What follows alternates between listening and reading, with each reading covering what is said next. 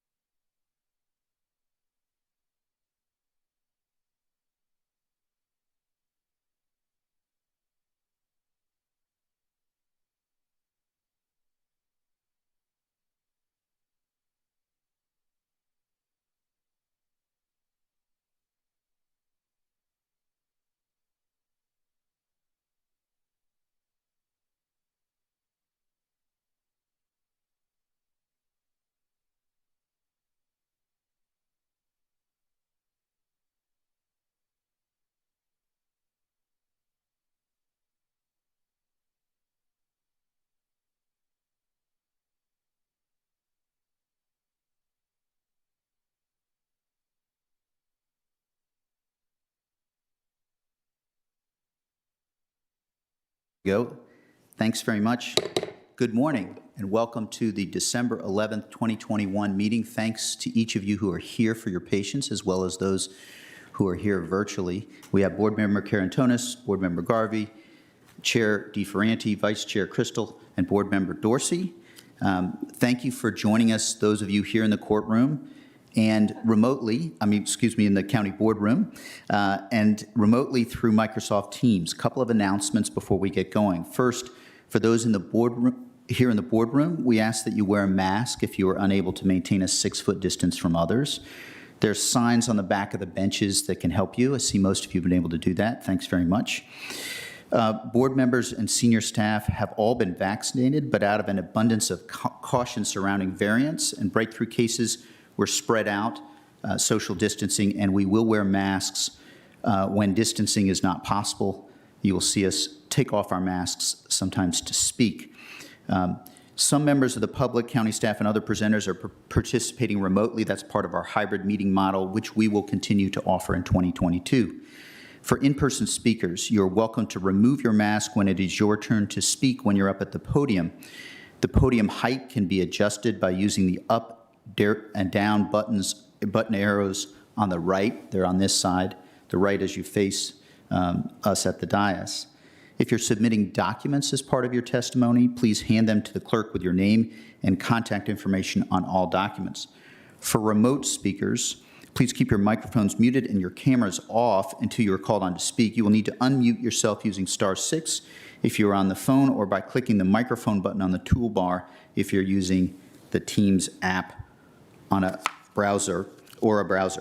After speaking, you may exit the call and continue to participate in the meeting via the live stream online or cable channels 25 and 1085, as well as Verizon Fios channels 39 and 40. A Spanish language interpreter, as we have heard, is on the line for the public comment period portion of the meeting only and can help with individual translation. Could our interpreter introduce themselves in English and in Spanish, please, if you are there? Good morning, this is Charlene Varela, Spanish interpreter. I'm here to help speakers that do not speak English. Buenos días, mi nombre es Charlene Varela, soy su intérprete. Estoy aquí para ayudarles si necesitan interpretación al inglés. Gracias. Thank you. Muchísimas gracias. Occasionally, we may need to get up and stretch our legs. However, there are speakers and monitors in the back so that we can continue to see and hear the meeting while there. With that, we are ready to hear from our public comment speakers. Madam Clerk, please call the first 2 public comment speakers. Our first speaker is Jim Harris, followed by Naomi Yarovi. Mr. Harris, are you there virtually? *6 to unmute, Mr. Harris. *6. Are you there, Mr. Harris? Mr. Harris. So As we enter the third decade of the 21st century, the reality of our daily lives in Arlington is that Arlington residents are experiencing increasing daily hazards, both in public health and public safety. Public health, many thousand Arlington residents between 20 and 35 remain unvaccinated against CV, while county government sponsors and facilitates social crowding events, for example, Oktoberfest. A significant number of Arlington public safety employees, including those who have daily contact with Arlington residents, are not fully vaccinated against CV. Public safety. ACPD has been defunded, resulting in both a significant increase in crime and in reckless and dangerous behavior. ACPD no longer has the resources to effectively enforce traffic ordinances. Shots fired by unknown persons in Arlington's residential neighborhoods has become a common cause of 911 calls. Arlington streets are continually narrowed and streets and sidewalks repurposed for recreation, causing several actual and potential hazards, ranging from delays experienced by emergency responders to high-speed and reckless behavior on narrow sidewalks by micro-mobility vehicle riders.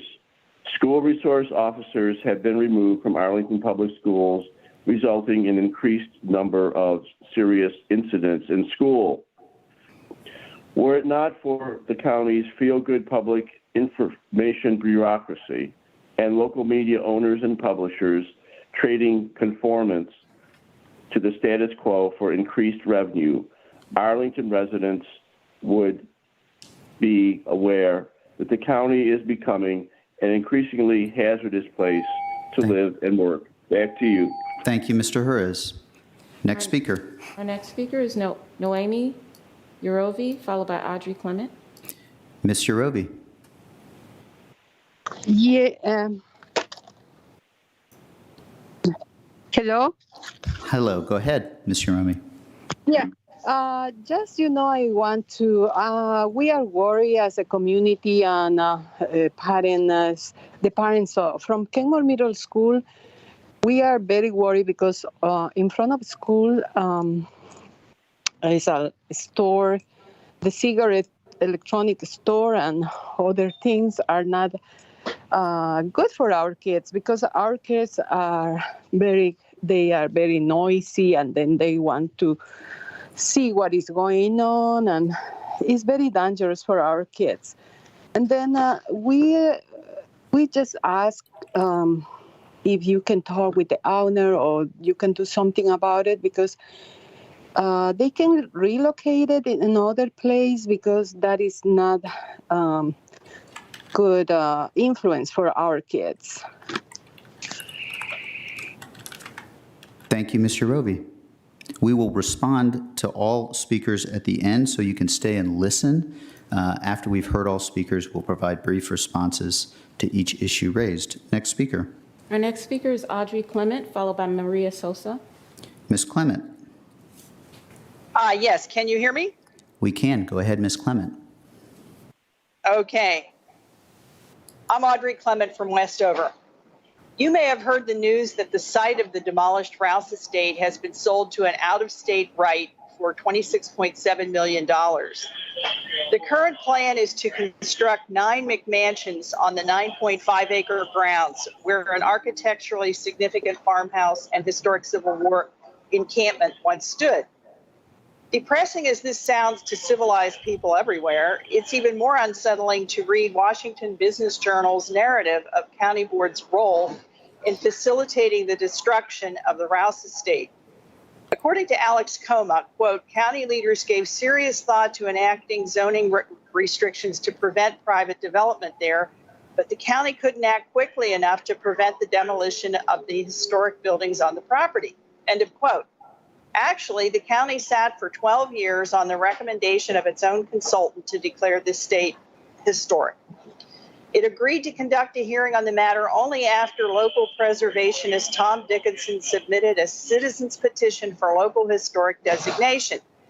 When the April 2021 hearing date arrived, the mansion had already been demolished and Dickinson himself had already been denied the right to express his outrage at a previous meeting.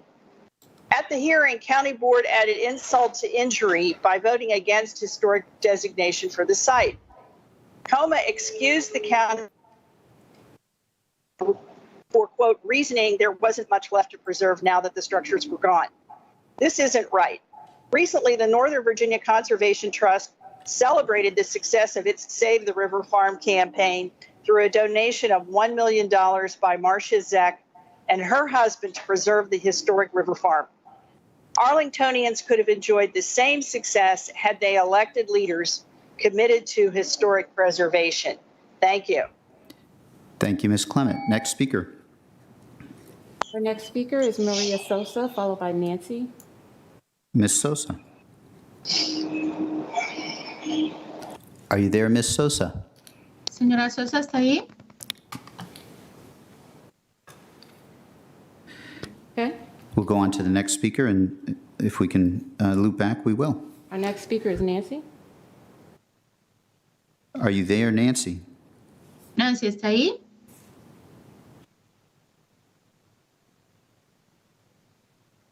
Nancy, are you there? Nancy, ¿está ahí? Okay, we'll go on to our next speaker, Madam Clerk.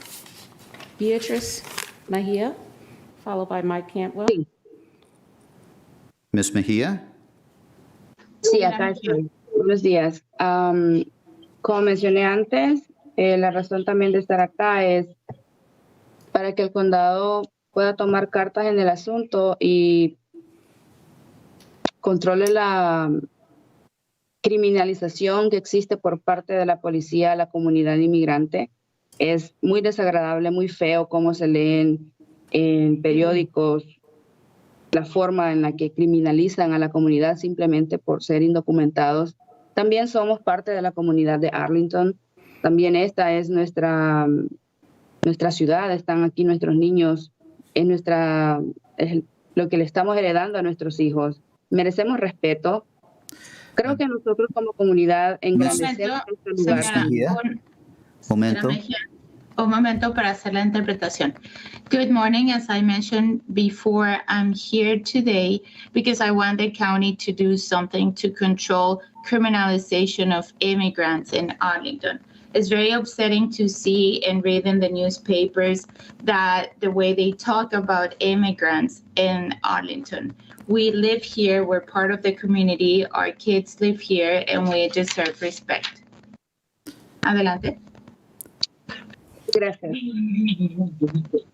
Y la manera en que el condado también puede tomar acciones para escuchar realmente a la comunidad inmigrante que es afectada, pero que también es parte de Arlington, es usando la póliza de capa que se ha presentado y que se ha consultado a la comunidad, a los miembros de la comunidad, viendo sus necesidades, desde sus necesidades, no necesariamente viéndolas desde los privilegios de otras personas que no viven nuestra realidad. Momento, Momento. por favor.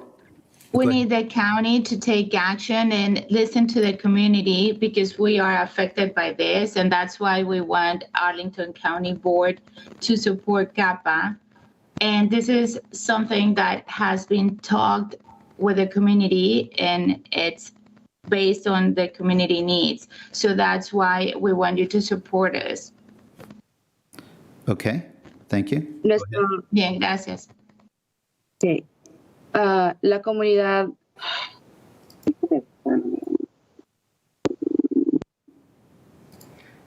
Okay. Are you?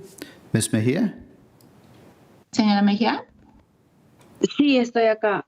Por último, y para terminar mis 2 minutos, es que dentro de la póliza de capa se exige que para la forma en la que la policía da información a inmigración, porque es por la que la comunidad no acude a solicitar muchos de los recursos que están disponibles y deberían estar disponibles para la comunidad inmigrante también.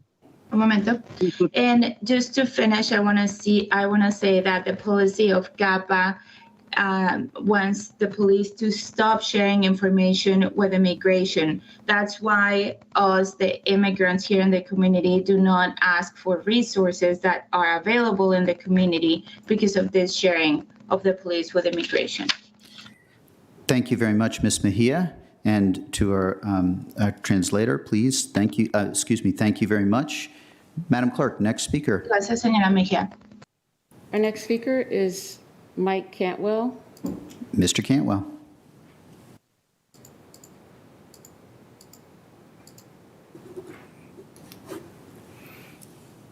Thank you.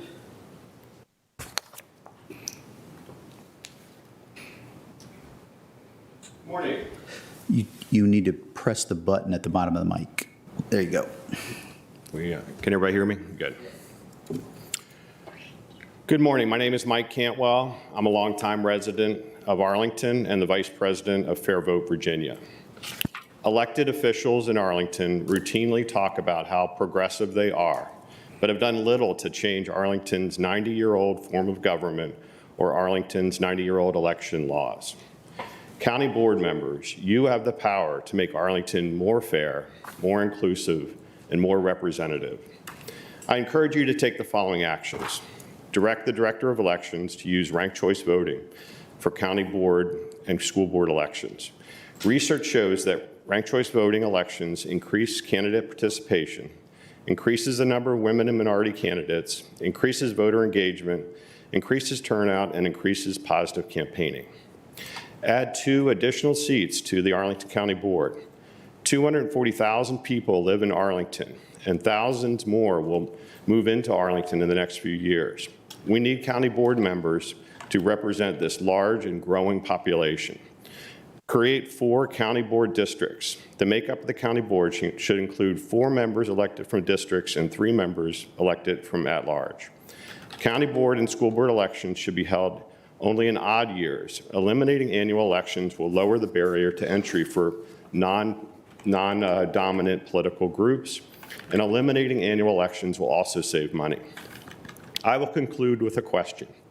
Do you have the courage to increase political competition in Arlington and reduce the barriers to entry for non-traditional candidates? Be courageous, be better, act now. Thank you. Thank you, Mr. Cantwell. Next speaker. Our next speaker is John Spilsbury, followed by Joan Fitzgerald. Mr. Spilsbury.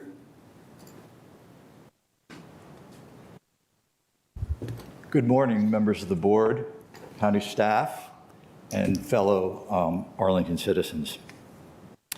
My name is Jack Spilsbury, and I chair the Development Committee for the Ashton Heights Civic Association, and I'm speaking on behalf of our association. A number of members of my association have joined me to show support. The AHCA is one of 5 neighboring Arlington civic associations participating for the past year in the Clarendon sector plan update process led by the Long Range Planning Commission. We are coming to you at this time because the county's planning staff is now working to finalize the proposed sector plan update and plans to submit it for Planning Commission and County Board approval in the first quarter of 2022. At the most recent and apparently final Clarendon Sector LRPC meeting on December 8th, all 5 participating civic associations expressed strong concerns about county staff proposals to eliminate 50,000 square feet of planned park space designated in the 2006 Clarendon Sector Plan for a county-owned site on 10th Street North. The 5 civic associations are coordinating our position, and we will be submitting a joint letter to the board to raise our concerns.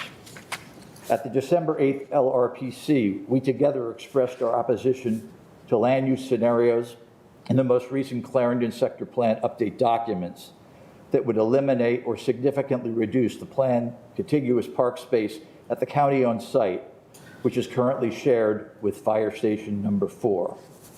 We are concerned that the options under consideration would fail to deliver on the community's need for adequate park and recreational space. Several of our associations have written previously in this regard, offering thoughts on how this site could best be utilized and urging a creative exploration of options to capitalize fully on this public space. Thank you for your consideration of our position. Thank you. Thank you for wrapping up. I very much appreciate it. We're trying to be consistent with the rules. Next speaker. Our next speaker is Joan Fitzgerald, followed by Karen Zimmerman. Ms. Fitzgerald. Hi, thank you very much. My name is Joan Fitzgerald. I'm a longtime resident of Ashton Heights, 4 years as president, about 8 years on our development committee. I'd like to bring to your attention a new process advocated by county staff that's been used in the review of the Clarendon sector plan. The process has usurped... Hang on one second. Sure. We were trying to, that's part of what we were trying to work out with the clerk. We have a rule that we apply that. This is not about the Clarendon sector plan. It's about the process the county's using. Thank you. We were conscious of that. Thank you. Yeah. Okay. This new process has usurped and supplanted processes that were the hallmark of the Arlington Way. The Arlington Way is, of course, the inclusive, collaborative processes where all constituencies are represented, from affordable housing to public art to parks and recreation to historic preservation, as well as the citizens of neighborhoods and, of course, the developers. The Arlington Way was never better demonstrated than the SPRC process that achieved the broad-based support in the 2006 Clarendon Sector Plan that set a new vision for an urban village in Clarendon. An important focus was community benefits, the discussion of which has been almost entirely absent from the current LRPC process. Instead, in this process, community benefits are treated like a byproduct to be addressed somehow at a later date, perhaps in a future SPRC. By this time, unfortunately, the discussion will be moot because the height and density bargaining chips and the elimination of the 5,000 square foot park will have already been given up. In this new process, we are losing the Arlington Way. I ask the county board to carefully consider this and the precedent it sets as you consider the proposed changes to the Clarendon sector plan. Thank you. Thank you, Ms. Fitzgerald. Next speaker. Our next speaker is Karen Zimmerman, followed by Christine Wood. Ms. Zimmerman.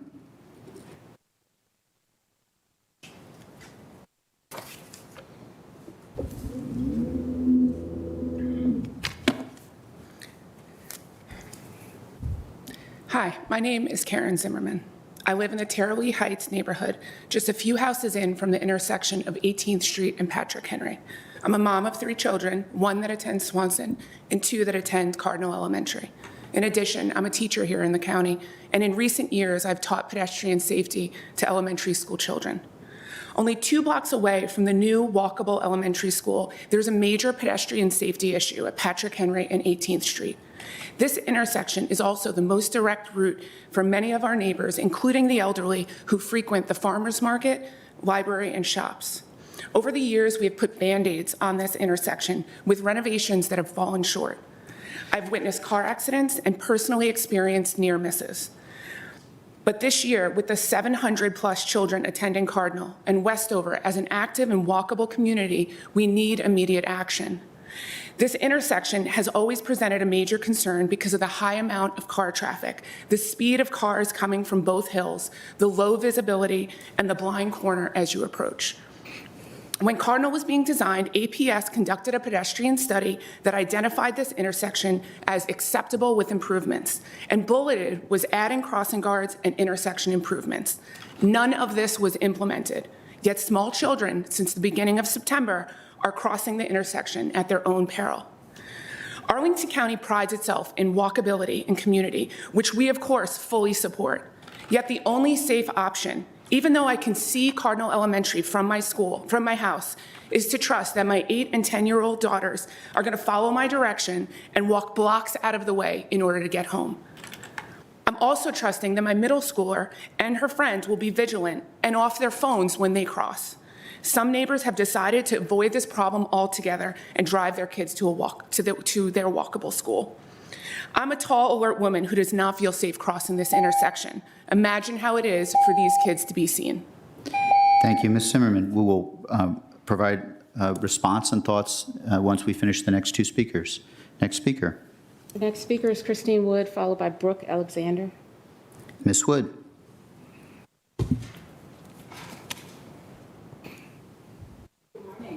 Oh, you need to push the, there we go. Let's try again. Oh, there we go. Good morning. Thank you all for being here this morning and all the mornings. We're grateful for your service. I'm here today because I'm the Civic Association representative and Clarendon Courthouse for the long-range sector plan process for the Clarendon sector plan. But my perspective on it is a little bit about the history, because I was also the representative to the 2006 process. The 2006 plan, as you already heard from Joan, was the result of a good process. County staff, neighborhood representatives, property owners, creating a vision literally from the ground up about what we wanted Clarendon to be. I understand that we have new information now. Some things have changed. The Verizon building, we know, is not moving anywhere. There's a lot of uncertainty about the office market, and so asking for the kinds of mixed use that we were looking for, the use mix, maybe isn't possible. But most of the other key components have not changed. Our desire for the building heights requested, the step backs, we need open space to accommodate, especially if we're going to have new residents. These are precisely the tools that realize the vision and the goals of the original Clarendon sector plan, or the 2006 version. A vision and goals that staff assures us are not changing. All right, but these are the tools that we all agreed on during a robust, months-long process that resulted in the 2006 plan. Process is important. Sometimes it feels long or messy, but these are the processes where lots of voices can be heard. Historically, Arlington's superpower has been this planning process, and I just ask that you not overlook that in a new staff-driven version of the sector plan. Thank you, Ms. Wood. Next speaker.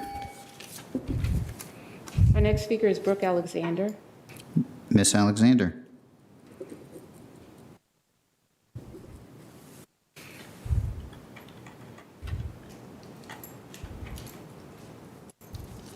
I have to push a button. No, you come forward to the mic, and you can go ahead when you're ready. Oh, hello. Excuse me. My name is Brooke Alexander. I'm on the Development Committee for Ashton Heights Civic Association. Thank you for making this opportunity available. It's been a long time since I've been here, actually 37 years. At that time, I was one of 2 Lion Park representatives to what we came to call the coalition. The coalition consisted of 2 representatives from each of the 5 civic associations surrounding Arlington. That would be Ashton Heights, Lion Park, Lion Village, Ballston, Virginia Square, and Clarendon Courthouse. We met for 2 years weekly in participation of the original Clarendon sector plan, which was finished Ms. Alexander. in 1984. Can you just, we've heard history, we've heard all related to this topic. Are you able to sort of summarize succinctly? I want to hear your comments, but we do need to be fair about the rule. Yes. So a lot has changed in Clarendon.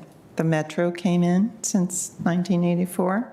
The Vietnamese quarter community has been replaced. There have been 2 updates, and now we're doing another one. And the neighborhoods are still here.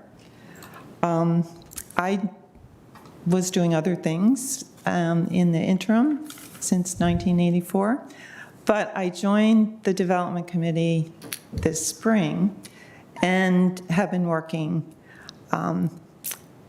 again, all 5 civic associations have come together to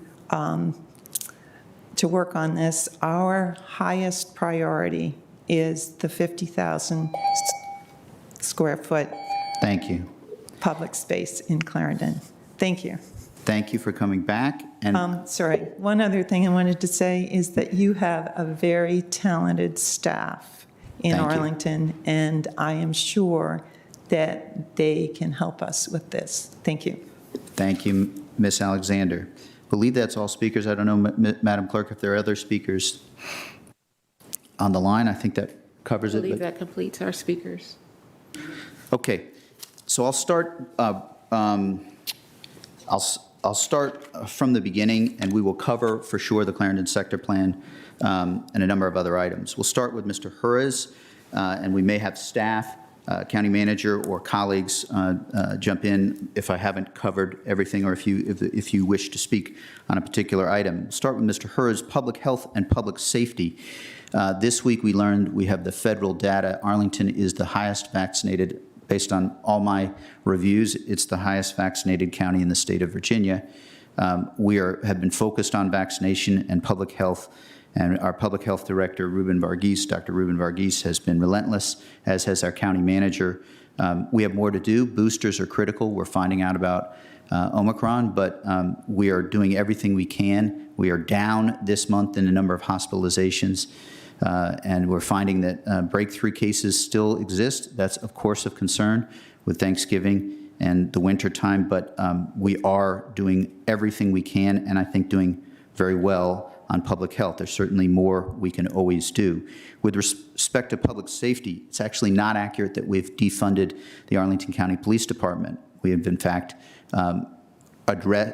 we did some investments to retain Arlington County Police staff. We have the highest educated police department that I know of in Virginia, and there's certainly always room for improvement, as the chief would say, but there's still significant work we have done. With respect to Vision Zero and our streets, that's of course a concern. We're going to need to continue to invest there, and that topic will also come up later in my comments in response to the various points made. Ms. Yorovi, excuse me. Thank you for bringing this issue of the cigarette store across from Kenmore Middle School. I don't know if the manager, we've certainly, I've heard this earlier this week. This is something that I would like to follow up on. We have to be mindful of state law with respect to zoning authority. And so that is something we'll have to look into and get back to you. I think that the clerk would have your email. And I see also our county attorney, Min-Chao Kaur, you may have thoughts on this one. Am I right that there's some potential state law concerns that we have to be mindful of here? Well, the term CBD is used very loosely, and the state regulations are based on percentage of THC. So I think we need to look further into it. Thank you, Ms. Kaur. Anything to add, Mr. Manager? Okay. It is certainly a fair concern. We need to look into it. We will take your email and we will follow up and get back to you. Ms. Clement, you mentioned a couple of different issues. Bottom line, on the Rouse estate, we considered that process and had that considered for a number of months. If we had designated it, first we had to respond to a petition. We didn't in the abstract think it appropriate to respond. And the bottom line is we would have needed, if we wanted to secure the property, the cost would have been significant. We have difficult choices to make between a number of priorities. We did do the 2 hearings on historic preservation and the petition that was submitted. Ultimately, even if we had changed the zoning, we would have been in a, we believed that we would have been in a spot where we would have needed a significant millions and millions, perhaps up to 10 million in investment in order to preserve the property, where our investigation led us to the conclusion that the 2 items in our historic ordinance that were met were not such a pressing issue that our broad priorities in other areas like public health, like housing, made that a wise investment of funds. Mr. Dorsey. Thank you, Mr. Chair. And I'll just simply add that as we went through exhaustively with the community during that process, the historic designation, while creating certain encumbrances, does not prevent the sale of a property to a private owner. So the actual result that was that occurred here was not necessarily, could have been prevented by any county action. And the analog of similar historic properties in Fairfax County, it should be noted that significant millions in private philanthropic dollars went into whatever the disposition of that was. And those offers, I don't recall, were ever on the table from philanthropic communities within Arlington to deal with that estate. Thank you, Mr. Dorsey. Mr. Karantonis. Also, Mr. Chair, we all remember that we offer the past owner and the future owners, we offer them options to add a lot of value their property in exchange for preserving. We offer them a small plan to add value and at the same time preserving the property, and both times they rejected that. So. Yes, I think that's also, both points are helpful with respect to the other jurisdiction, Fairfax, and also the offers that we made. This was a case where the property owner was fairly adamant about not being interested in some of the suggestions we had, and that is distinct from many other historic preservation cases that we've had in the past. We had a couple of other speakers. Let's see, Ms. Sosa, and I don't know that in the end, I don't believe that Nancy quite was able to join us. And the same, I think, is true with Ms. Sosa, unless I'm misremembering. Yeah. So, Ms. Mejia, regarding immigration and your concerns, thank you very much for joining us. On November 30th, we held a listening session on the issues of inclusivity and immigration.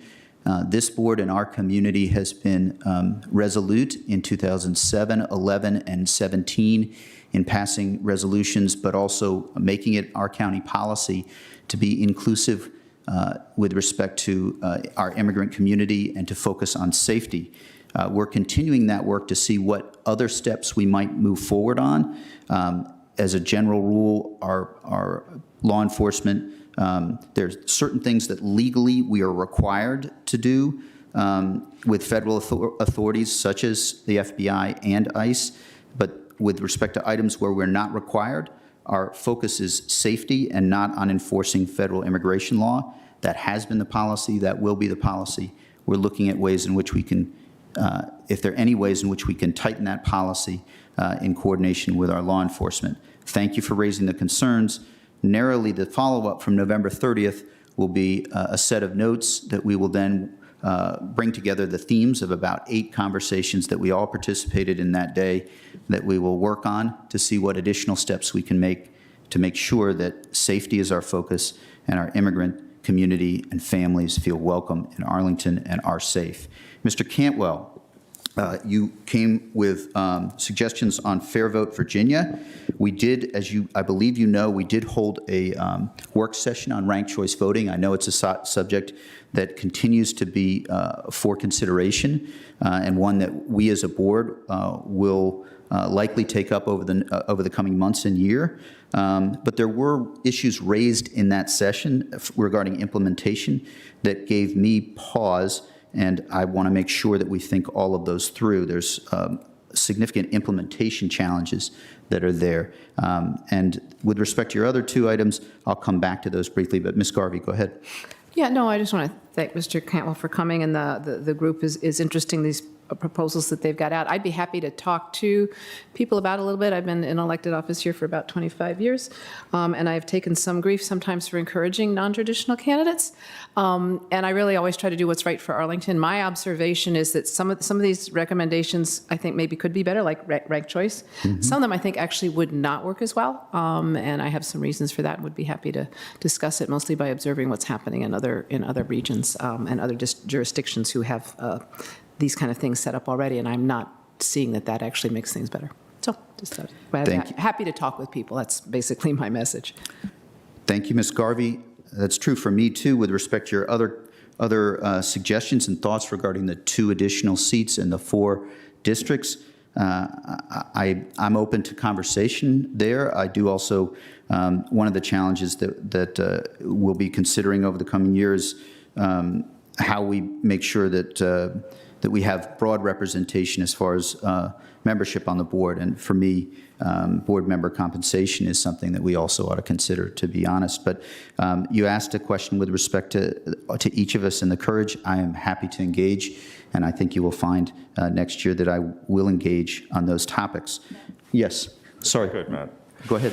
Thank you, Mr. Chair. So a couple of months ago, I believe we had representatives from the Tiger Committee, CivFed, which came with similar conversations about elections and participation in Arlington, and encouraged us to allow them to continue their work on developing a suite of proposals that worked in an interrelated way with a clear identification of problems that were intended to solve. I welcome that work. I think it's going to be an exciting contribution to our civic debate next year. Likely it will, if this is the kind of community I think we are, engender other people to participate and lend their voices so that we can consider this robustly. So to the call for the board to act swiftly and on its own initiative, while I appreciate the passion behind it, I'd rather have this be something that is not board-led but community-driven, so that it truly reflects where Arlington wants to be.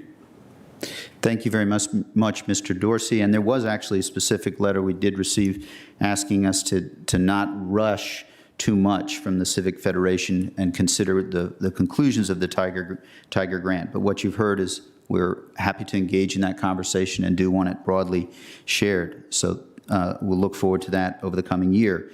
Mr. Spilsbury, thank you for coming in regarding the Clarendon sector plan. We were looking at the Clarendon page, and so some of you may be here specifically because of the original timeline that was proposed. I think most of you know, but I will say for clarity, the process on the Clarendon sector plan, there would be a finishing process that would include both the request to advertise and then final action over 2 months.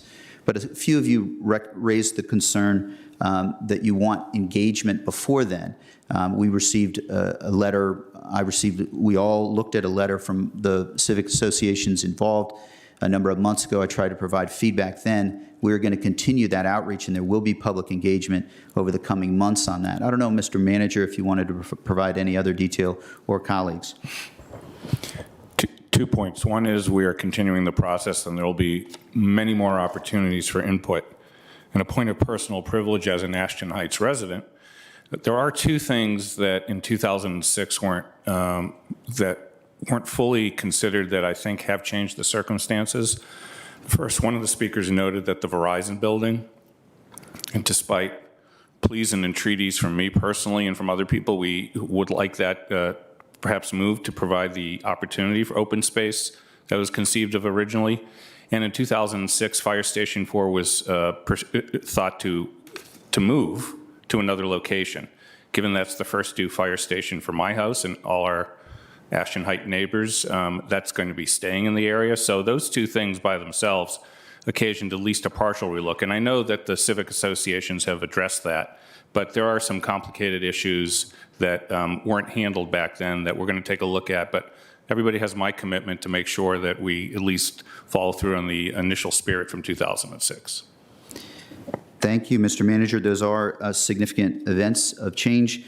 With respect to the history that was involved in the prior Clarendon sector plan consideration, as well as the process that was raised by Ms. Fitzgerald as well, I understand the concerns. We will be having further engagement on it. I recognize the concerns with respect to community benefits and having a robust, full and fair process there. That's part of what we will consider.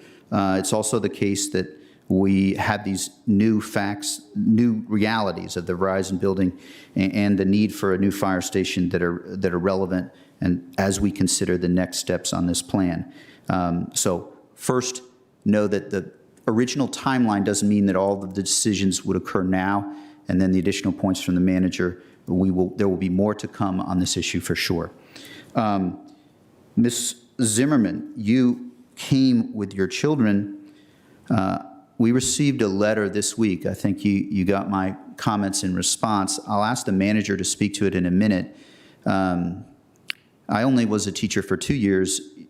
I'm deeply appreciative now, perhaps more than ever, of those who continue to teach. And the safety of our young people is very important. There's a category of review that we have placed this intersection in that is sort of elevated and sort of an express type category. But that doesn't mean that there are a couple of others. You notice we've had a few accidents that are concerning across the county over the last month.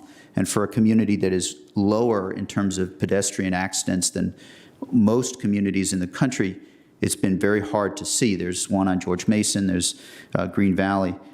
We have There are a couple of other intersections that are of this high level of concern. I don't want to overpromise as to where we will go and get on this, but I also know that from the letter and from your comments, there's an urgency to this. So with that sort of preface, that's why I responded next day on the email, because it was of concern. See if the county manager has any additional points to provide more granular context. Yeah, thank you, Mr. Chair. It's always a difficult thing to tell people that we can't prioritize everything all at once, but the 18th and Patrick Henry situation, we have done several things. We haven't reached a final conclusion yet. Our traffic engineering and operations division is gone out and done field checks, checked sight lines and sight distances. We've coordinated with the police department. We've re-established a variable message board right at the intersection there. We've actually sent the police out to do surveys about whether children were crossing unaccompanied. That doesn't mean, the day we were there, we saw all kids were accompanied, but that doesn't mean it can't happen that there'll be a time where it will be an unfortunate situation where a kid doesn't pay attention to what's going on. So we're taking a look at it. We should have some answers to the community in January. There are a number of things we have to look at, a number of things that are almost always requested, like four-way stop signs and other kinds of changes that we take into account, and we'll do an analysis on that. I did want to address specifically the point about crossing guards, because we often get that question, whether it's from the school community or from the community at large. I will not spend a lot of time telling you how difficult it is to hire crossing guards, because it's very difficult, but we right now have done an analysis, and this intersection is not, given the facts that we know right now, we can't take a crossing guard from one other place and move them here, given sort of the ranking that we do with our police department. I'm not saying it shouldn't at some point perhaps have that, but that's all going to be wrapped up in the full analysis that will come back after the holidays. Thank you, Mr. Manager, and I appreciate that context. Also, of course, in addition to wanting to make sure that students aren't on phones, we have to, that's a concern for drivers, as you kind of pointed in your comments. So this is a high concern, and we will be following up on this. I do think that we do have to be mindful that prioritizing every issue is a challenge, but didn't know, I guess, Ms. Garvey, and I don't know if... Yeah, no, I just wanted to thank Ms. Zimmerman for coming in and bringing her children. Obviously, for a teacher with 3 children, coming in on a Saturday morning early is not an easy thing. Thank you. And I know it's because you care a lot. It's just, these are hard, and you heard all of the, there are all the reasons, there are all these different intersections, and we have to prioritize, and we do. But I'll tell you, I am concerned. We are paying attention. I'll try to do. I'm on the joint, there's a joint committee between schools and county, and I'm the liaison to that, and I will be working that a little bit and try to sort of follow it and bird dog it a little bit for you. But it is an issue. There are a lot of different intersections. So thank you for coming, and stay safe. Thank you. Thank you, Ms. Garvey. We're looking, I believe, at 7 days, if I'm not mistaken, could be more. I don't have children, so I don't know the date of vacation, but 7 days there, and then following up in January, and we'll feel free to continue to reach out. If you have interim suggestions, we'll certainly work on them, but this is a high priority, and we really do appreciate you coming in. Feel free to be back in touch via email, but we will be in touch over the coming weeks. Ms. Wood, believe I covered some of your concerns in the Clarendon sector plan description. I guess I would just close response to public comment by saying to Ms. Alexander, thank you for coming back after 37 years. Thank you for being patient as we sought to be true and consistent to our one speaker per topic rule. To those here on the Clarendon sector plan, know that we are still, there's a lot of work to come, and we appreciate your engagement. We're going to be listening carefully and closely as we consider that plan. Ms. Crystal. At risk of extending public comment period, I wanted to just take a moment to express appreciation to those who did come prepared to comment on a topic that was already being covered this morning and made the decision to withdraw those comments in observation of our one speaker per topic rule. I think today is actually a pretty good example of why we have that rule. The item that now I'm holding up is an update to another sector plan in our community. And in the same way that when the Clarendon sector plan is before the board, we will ask your fellow residents to please observe that one speaker per topic rule so that we can get to the scheduled item. We've asked for the same extension of respect to those who have followed that process and queued up this morning for a hearing that, of course, we will hear every speaker on that same topic. And for those who regard our rule with some skepticism, I just want to offer the following in the spirit maybe of inviting you to consider this rule from the perspective of a shared value that I think we all have in common, which is equitable engagement. We are working really hard to look at the processes that disadvantage certain voices in our community. And I think we can all agree that there are a number in our government. And so when we have speakers who persist in perhaps the letter but not the spirit of our one speaker per rule topic, it requires the chair, the clerk, to exercise some discretion or judgment about that topic. And that means that there is room for bias in favor of those who have the greatest facility with technical language and processes and can make refined points about how this is slightly different than what the speaker before them said. And it really disadvantages those for whom speaking before the board is already intimidating because of language deficiencies, intimidation of engaging with government. We have seen that across the board with our one speaker per rule topic. And so I just, again, share that in the spirit, not of rebuke, but to invite partnership. We have this rule, we're trying to apply it fairly, and the more that our community members join us in applying it fairly, the greater confidence we can have that it's not serving inequitable engagement. Thank you. Thank you, Ms. Crystal. Mr. Chair? Ms. Garvey and then Mr. Dorsey. Oh, I'm sorry, I didn't see Mr. Dorsey's. I'll just go real quick. No, and I'm at risk of piling on, because it really is kind of an important point. I was thinking of saying something, but then I thought, no, but if Ms. Crystal's bringing it up, it's really kind of important. The other reason, to some extent, is things that are, we have these hearings when things are on our agenda, and the board's focused on it. We have a lot of things that we focus on, and there's a lot more going on. And what I find is, we have a number of people coming and talking on an issue that I'm not really prepared to focus on right now because I haven't looked at it. I appreciate being alerted to it. We get a mail, but having multiple people doing it, it takes a fair amount of time, and it isn't particularly effective, I guess is what I'd like to say, because we're just not prepared to be really looking at it or considering the comments like we ought to by the time we get to an item that we've really been studying and focusing on. So I'll just kind of add one more point to why we do what we do. Thank you. Thank you, Ms. Garvey. Mr. Dorsey. And to add another dimension, I know some have felt that this one speaker per topic rule is designed to minimize the amount of speech. It's anything but. If you understand the rule and its application, we apply this for issues that are not subject to an upcoming public hearing. So again, it's to alert us to things that may be coming down the road but are not here yet.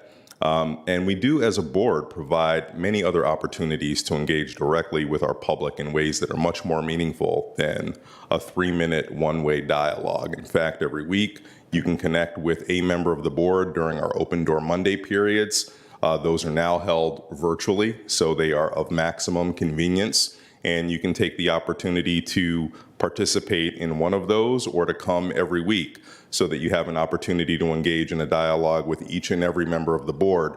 I know it's been my experience and the experience of my colleagues that I've served on with the last 6 years that any constituent that ever wants to talk about an issue will be granted that opportunity as soon as schedules allow. It is simply a necessity to create fairness and efficiency, as has been previously stated, that we have this rule for these particular business meetings, but for anyone who ever wants to actually speak with your representatives, you'll find no place that I'm aware of that provides greater opportunity than you do in Arlington. Thank you, Mr. Dorsey. Thank you, colleagues. I hope that context provides you with some help. I also do think in this particular case, it might be helpful to ask for meetings with board members, because I do find both the written pieces help, as well as asking for individual meetings with board members as we get over the coming weeks and months. All that said, thank you each for coming. We will now turn to, we have 2 public items, public hearing items that are scheduled. We also have a consent agenda. But before we do that, I want to turn to the manager for an update on an important item that is coming before the board on Tuesday. Mr. Manager. Thank you, Mr. Chair and members of the board. As we posted a notice yesterday on a public hearing for Tuesday, I wanted to go into a little bit of detail. What I'm going to be speaking to is the current situation with the Barcroft Apartments. Let me start with a few pieces of information. The Barcroft Apartments are under contract to be sold, and the closing date for the sale is anticipated to occur by the end of this month, less than 3 weeks from today. For those in the community who may not be aware, Barcroft Apartments is a 1,334-unit garden apartment community built between 1939 and 1953. These units have remained affordable to families earning up to only 60% of the area median income. And that, for those who don't know what that is, the area median income, 60% of that is $77,400 for a family of 4. This affordability has been the result of current market pricing rather than any local, state, or federal affordability or income requirements. The property is located at 1130 South George Mason Drive, and the total area of the property is about 60 acres. We know that Barcroft residents and others are anxious about the pending sale of this historic apartment neighborhood, so I wanted to let you know that the buyer has advised that it has no plans to ask any residents to vacate their apartments as a result of this sale. Letters saying this were hand-delivered by county staff yesterday to each residential unit. Also, as I mentioned yesterday, we posted notice of a public hearing that will take place before this board on Tuesday at our recess meeting. The specific item that will be heard is A, approval of a $150 million county acquisition fund loan to an affordable housing provider to help finance the acquisition of Barcroft Apartments, a 1,334-unit market affordable garden apartment complex located at 1130 South George Mason Drive, and B, approval of short-term financing credit agreement between the county, the Arlington County Industrial Development Authority, and PNC Bank to be used to finance the acquisition and installation of certain land, facilities, and equipment. At this public hearing on Tuesday, the purchaser of the property will be present, as will representatives of Amazon, who, like the county, are loaning funds to assist with this purchase. We know that the new owners are interested in making additional investments in the property, including adding amenities, making property upgrades, and taking other steps to improve residents' overall living environment at Barcroft. The buyer has indicated that the rents of all residential units that are occupied at the time of acquisition will remain at the current rent levels for the first year, as long as the current resident stays in the unit. Now, what I'm going to do is I'm going to ask, we have posted and we'll be posting on our website as I speak, a one-page document, sort of a what to know. I'm holding it up here, and I'm going to ask if I can, I think we'll hopefully have that document posted right now so everyone can see it. And I'm not going to read it to you, but it summarizes all the points I've gone through. But the main point is, you can see 1,300 plus units are going to be preserved for a 99-year timeline with income levels at 60% of area median income. To fund this loan, as I noted, we are seeking approval of a line of credit, and we'll be discussing the financial implications of this in detail at the Tuesday board meeting, and a lot more detail to come on Tuesday, approximately, I think, 6:45 or 7 o'clock.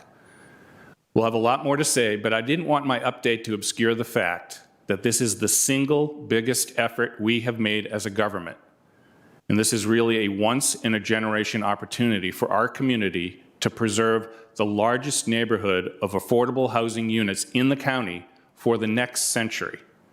We're excited to be a part of this effort at Barcroft and to be working to ensure that the current residents will be able to stay in their homes and have safe and affordable housing for the foreseeable future. Thank you, Mr. Chairman. Thank you, Mr. Manager. Your last comments resonate. This is the single biggest step we can take to preserve affordability in Arlington, certainly over the last 5 years and perhaps over the next decade. So it is a significant step that we're taking. Very much appreciate this. I know we have our housing director, Ann Venezia, who's been working, and Michelle Cowan, both of whom have been working nonstop. Shannon Flanagan Watson is here. I'll certainly invite comments from colleagues. We will have a full hearing on this on Tuesday. The only logistical detail, I think it's worth highlighting in addition to how significant this step is, that I just want to reemphasize is I believe towards 7 tonight is when additional documents would be provided on our website for those interested in following up. Start with Ms. Garvey. I imagine colleagues, if you have comments, feel free. I know we're going to be talking about it a lot on Tuesday, but it's such a big thing that I really feel I have to say something, and mostly a thank you. This is great. It's kind of understandable, it's simple, it's succinct, and this is a really major and very important. It's probably going to be one of the major, if not the major, item that I've sort of dealt with while on the board. So I'm really excited about it, and I know our staff has been working so hard. Most people haven't known what's been going on. We've known about this for a while, and an incredible amount of work has been going into this because it's so important for our community. And I think it's a very good thing, and I'm looking forward to it. Thank you. Thank you, Ms. Garvey. Mr. Karantonis. Thank you, Mr. Chair. I couldn't underscore enough the characterization by the county manager that this is a generational opportunity that we secured with this action at the very least the 1,300 or more than 1,300 households who are right now in Barcroft's our biggest market rate affordable housing property. What is very important to say is two things. First of all, a very big thank you to everybody who has been working on that and continues to work with that, led by Ann Venezia, and her team, and the county manager's office.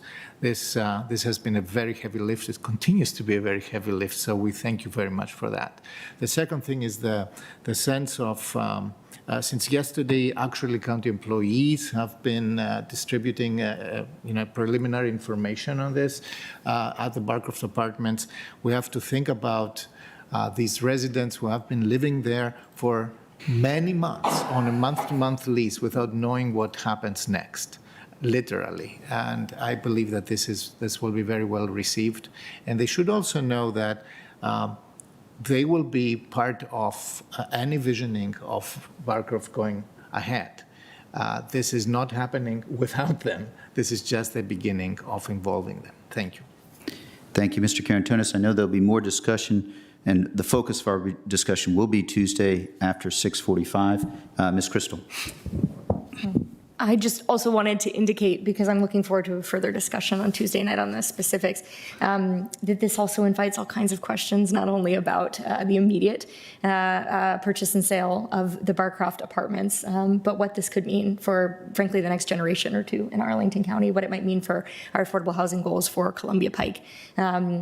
For our budget and the impacts. And so I wanted to emphasize how much we will not have all of the answers, or maybe even the majority of the answers to those on Tuesday night. This is unconventional for the county to act as quickly and for the board to act as quickly as we have. But the future of so many of our valued neighbors in those 1,300 plus units are very much at stake and require quick action. And so I'm really pleased that we're going to have the ability to consider that on Tuesday evening. Thank you, Ms. Crystal.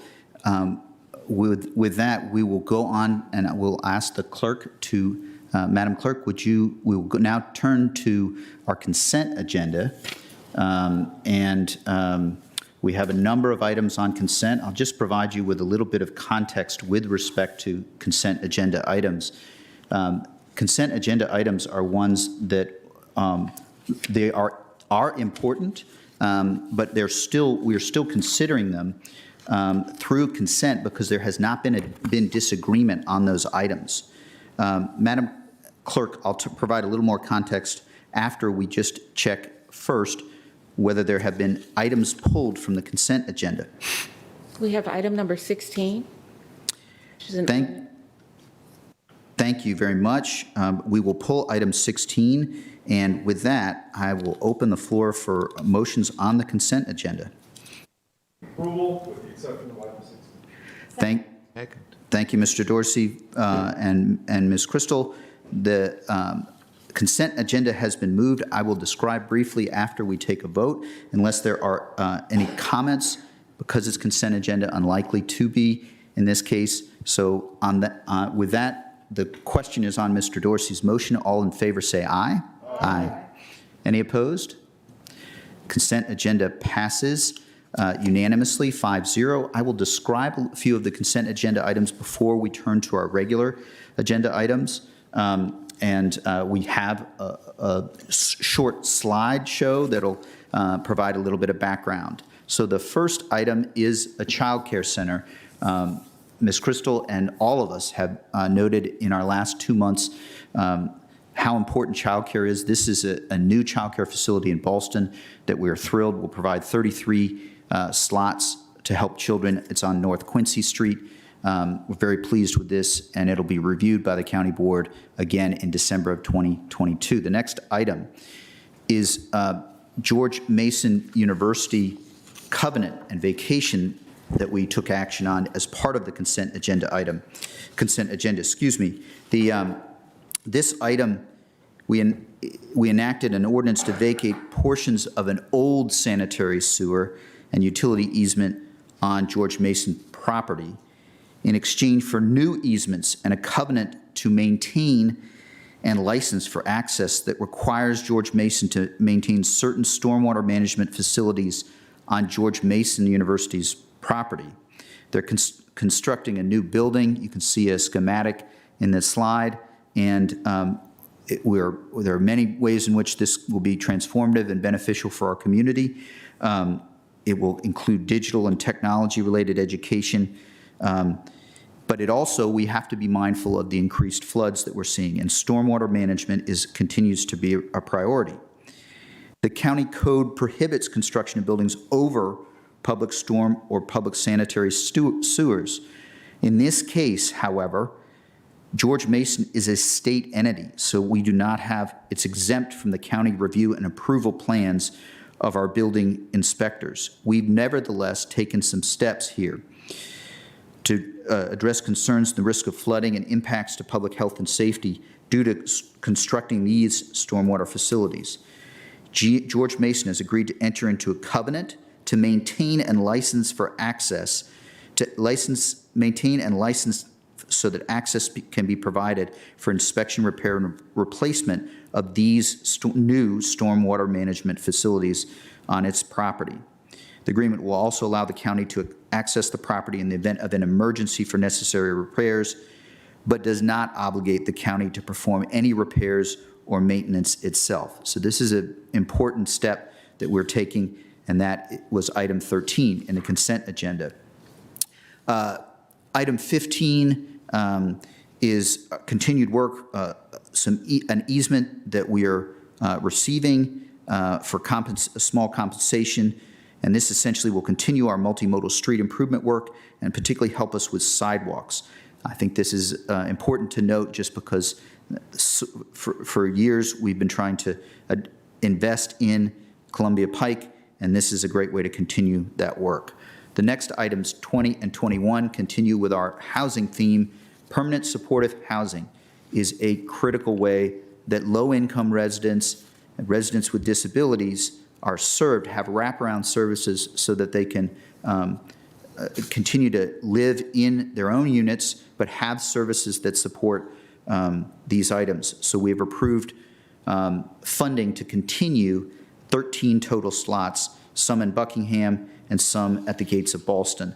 Continuing these services is part of our commitment to our social safety net. Last, item 28 is a speed camera amendment that is through a request to advertise. This item will come back to us next month, and so that is part of why consent agenda seemed appropriate to me as well, and was why this item might have was placed on consent agenda, because this will come back to us. We mentioned our concern with respect to crashes in Arlington, and many of them, 1 in 4, involves speeding, and so we want to use all the tools possible.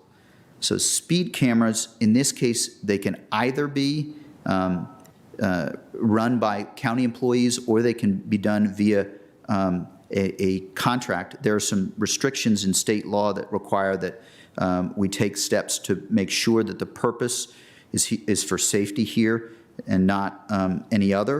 And the Virginia Code includes 2 sections that make sure that we have that ability to contract if we think it's the appropriate step. I believe in some instances, if I'm not mistaken, that we have contracted in the past for services on red light cameras with appropriate oversight. So those protections are critical, and we will further consider this in 1 month. So if there are residents who have concerns on this one, please come back to us. That concludes my comments on the consent agenda items, and we will now turn to our clerk for our regular hearing items. Madam Clerk, will you call the first item, please?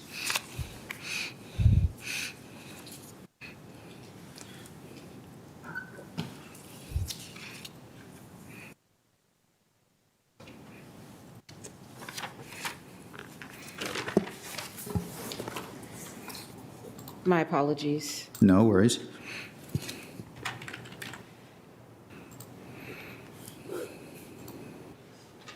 Okay.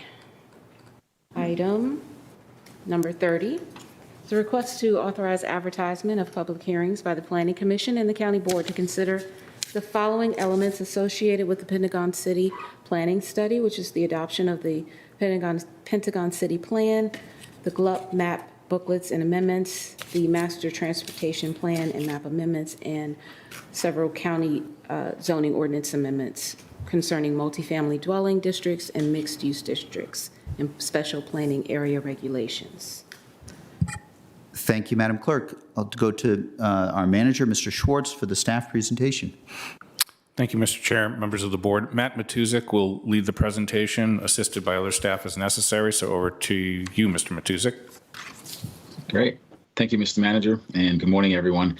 Let me first begin by sharing my screen. Make sure we get this running. Can everyone see that?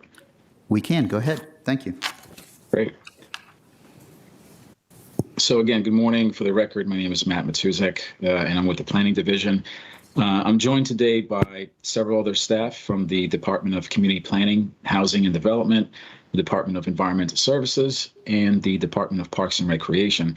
And we will be providing an update on the Pentagon City Planning Study as it concludes, culminating in the adoption of a sector plan and its associated implementation actions early next year.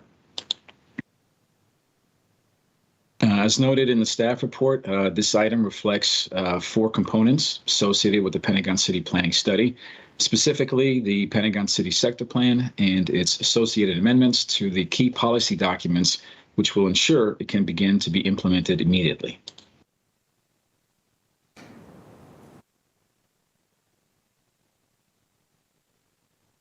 Today's presentation will highlight each of those components as well as the process that this planning effort completed to date.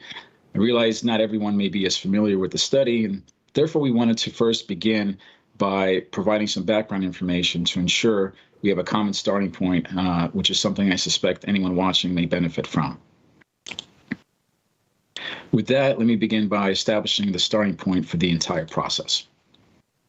Following Amazon's 2018 decision to locate their second headquarters in Arlington County, there's been considerable attention given to how those headquarters may shape the immediate vicinity in which they will be located. During that time, various stakeholders also began to consider how the surrounding Pentagon City neighborhood should react to this new reality. Much of the development surrounding Pentagon City Metro Station has been guided by earlier planning efforts from the 1970s, which established the original mixed-use vision for this area. This is what we refer to as the Pentagon City Phased Development Site Plan, or PDSP, which at the time preceded any sector plan or area plan work by county planners. Since that policy document had only undertaken one major update back in 1997, and considering the impact Amazon's arrival will have on this area, it was determined in April 2019 that a more comprehensive analysis of key Pentagon City properties would be most appropriate. The resulting approach was then initially shared with the Long Range Planning Committee at the start of 2020, and then followed by a selection process to identify a consultant team that would work with staff. Following that 2019 joint work session guidance, it was determined that the planning effort would focus on most of those parcels historically governed by the Pentagon City Pdsp, as well as the adjacent River House property along Joyce Street. I should note that the study area excludes the block where the Costco store is located. This is regulated by a separate planning document called the Pentagon Center Phase Development Site Plan, whose vision was established in 2015 and which has slowly begun to implement its long-term growth strategy. Historically, this block was also not part of that original 1970s Pentagon City vision due to its industrial uses and separate ownership at the time. Finally, given the recent developments completed, or which some are under construction within the Metropolitan Park block, the planning study also did not focus its recommendations on that parcel. With that understanding, we next wanted to highlight the extensive engagement that has occurred with the community and our stakeholders over the last 16 months. To aid in the study, county staff had first enlisted the help of a consultant team very familiar with Arlington County, and also established a focus group comprised of various stakeholder representatives. The focus group was chaired by Planning Commissioner Lantelmi and former Planning Commissioner Siegel. As you can see here, broad perspectives were intentionally invited to these discussions to ensure the necessary consensus building could occur. Throughout the study, this group helped facilitate many thoughtful conversations and offer insightful feedback on all aspects of the Pentagon City Sector Plan.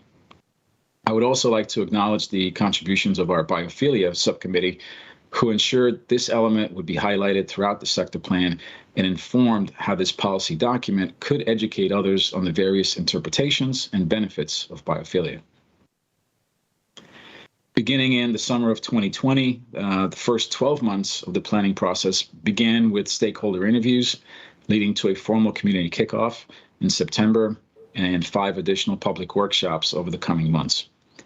Beyond this broader public outreach, the focus group I just mentioned continued to meet on a monthly basis through July of this year.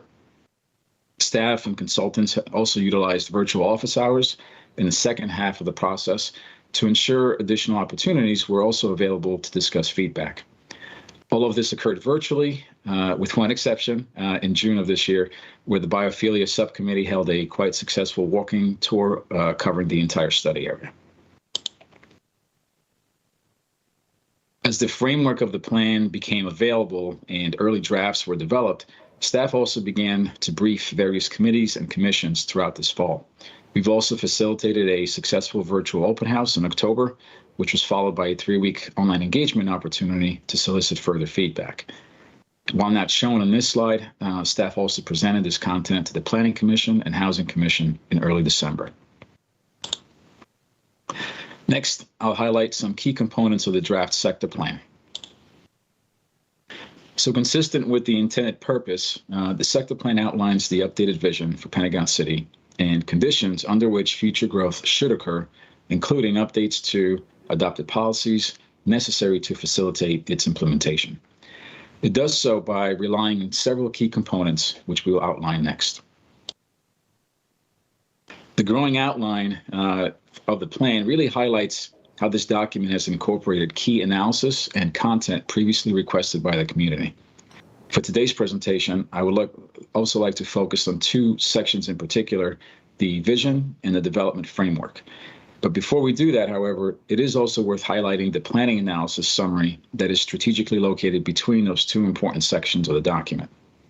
I really would encourage everyone to read through this section, as it really sets the stage for the rest of the plan and it captures the level of analysis, the broad range of topics that were addressed throughout this process. Starting with the vision, this now includes a new and succinct statement for the study area, but one which also highlights the context in which this work is taking place.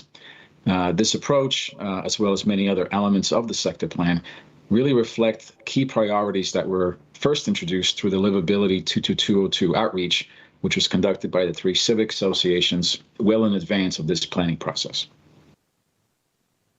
The vision is supported by 6 planning principles, which emphasize a number of guiding elements, that were established early on in the process and which we hope will continue to inform the implementation of the sector plan moving forward.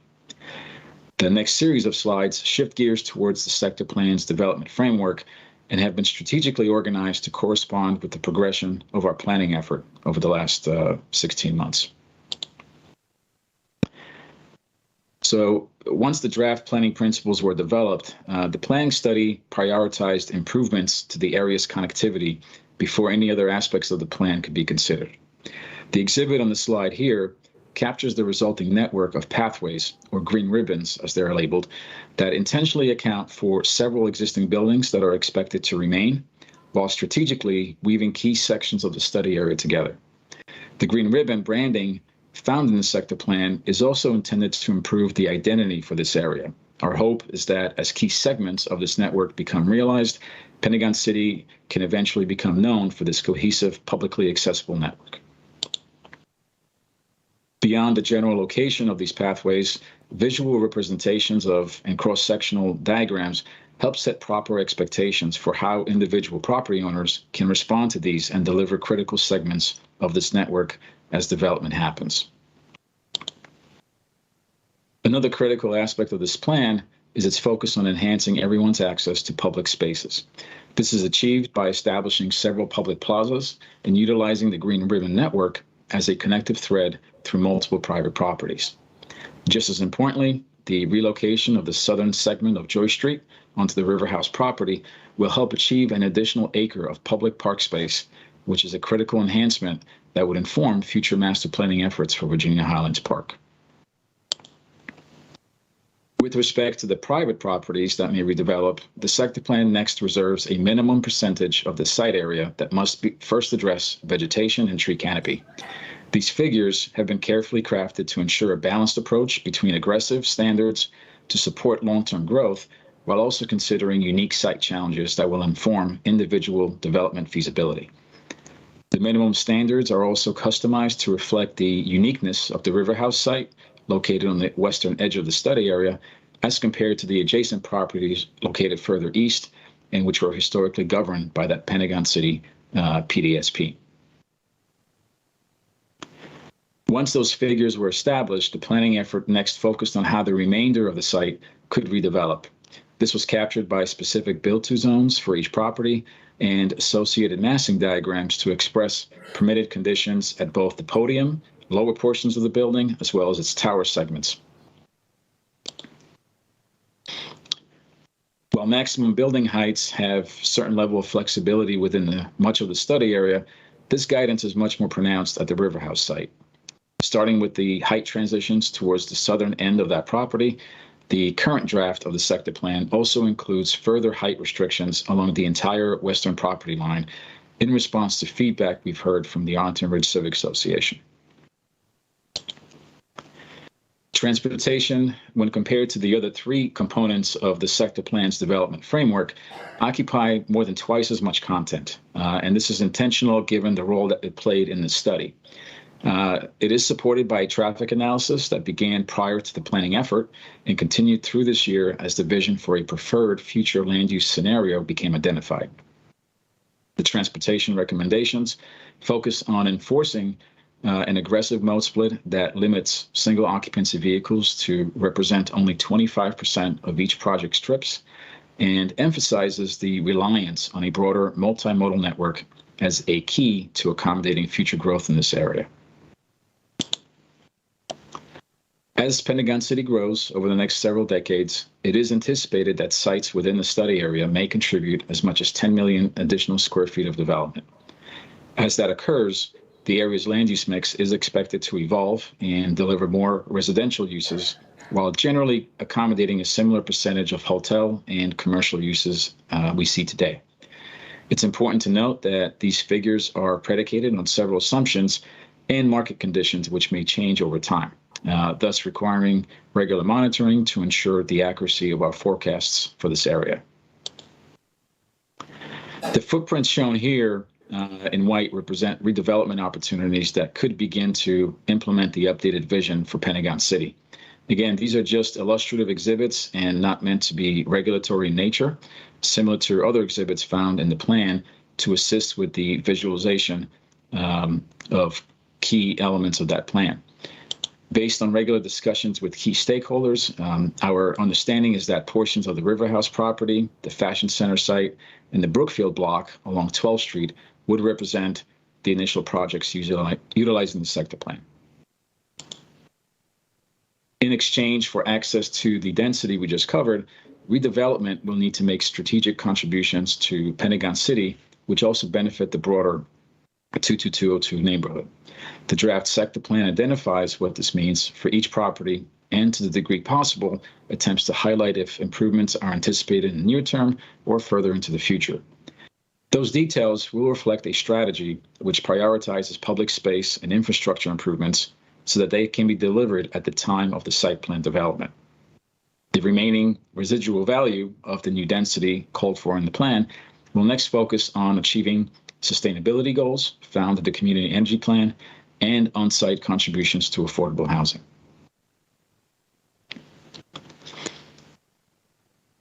The current version of the draft sector plan also includes additional clarity with respect to public facilities and provides strategic guidance in several sections, including the appendix. One element in particular that is worth highlighting is the anticipated student generation rates that could be associated with the level of growth made possible through this plan. This information will continue to inform further forecasting by Arlington Public Schools as they consider future capacity and boundary decisions. Another noteworthy element of the plan is represented by the implementation matrix.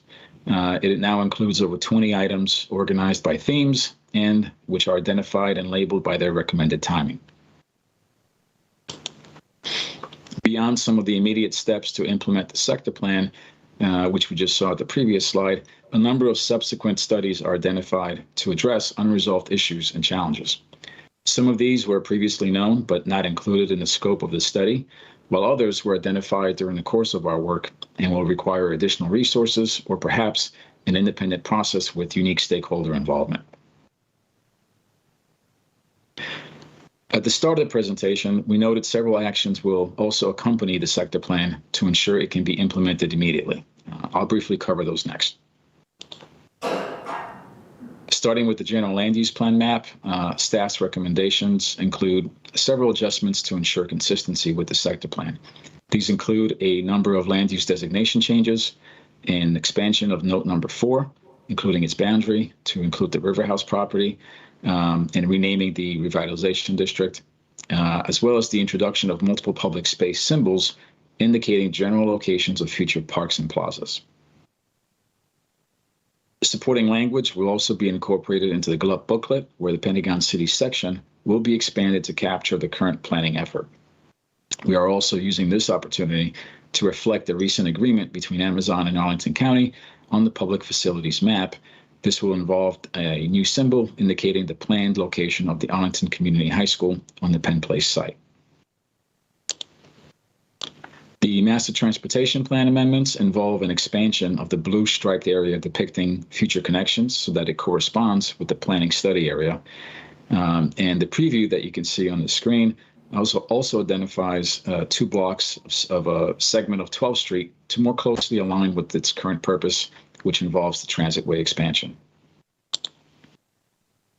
The study area is currently comprised of 2 zoning districts, which would remain, but will now include brief references regarding site eligibility, consistent with the updated GLUP note number 4. A new special planning area would also be added to Article 9, capturing essential information from the Pentagon City sector plan, including the vision, applicability requirements, and criteria for accessing density. Finally, we wanted to conclude with highlighting the remaining steps and upcoming schedule. As noted in our staff report, this is a helpful reminder that authorizing advertisement of the public hearings does not imply support for the plan, but rather help establish clear timing expectations for when final consideration can occur.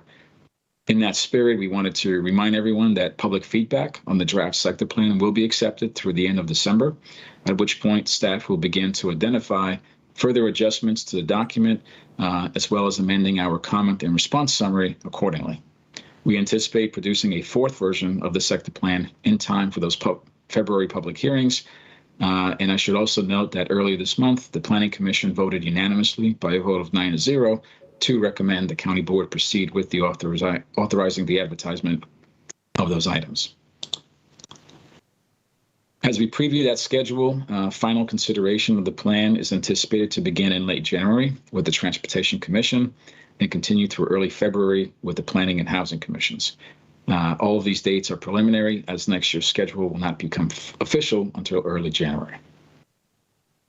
With that, I'd like to conclude by reading our staff recommendation to adopt the attached resolution found in Attachment 1, authorizing advertisement of public hearings by the Planning Commission on February 2nd, 2022, and the County Board on February 12th, 2022, to consider the following elements associated with the Pentagon City Planning Study. Number 1, adoption of the Pentagon City Sector Plan. Number 2, amendments to the General Land Use Plan. Number 3, amendments to the Master Transportation Plan. And finally, 4, amendments to the Arlington County Zoning Ordinance. This concludes staff's presentation. Thank you. Thank you, Mr. Matuzik. We will now turn to our advisory groups, our Planning Commission. I believe Ms. Steinberger, you're there. Is that correct?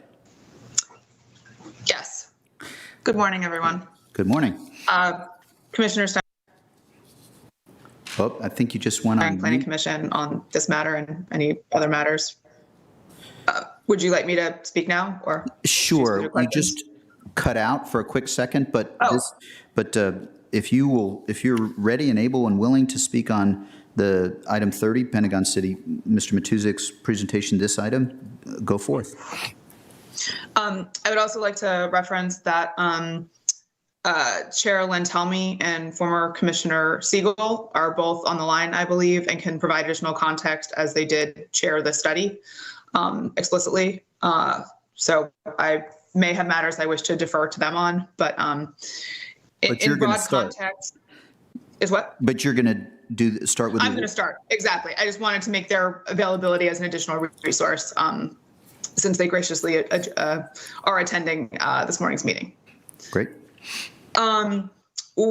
With regards to the Pentagon City Sector Plan, as staff has indicated, Planning Commission did vote 3 motions.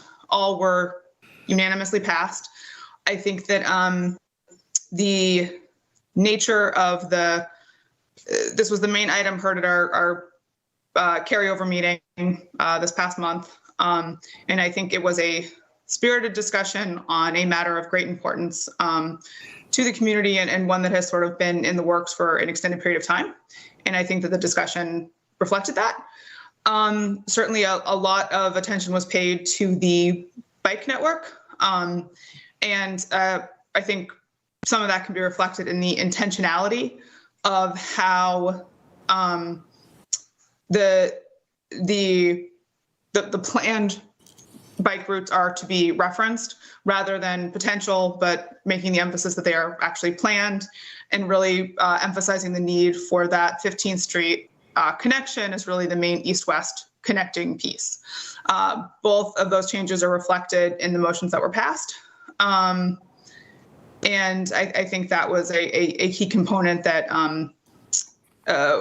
the commission feels strongly about, and as I said, was passed unanimously. Other matters that were highlighted in the conversation, talking about the green ribbon network and what that would look like in consistency and sort of the width or what could be anticipated for the width.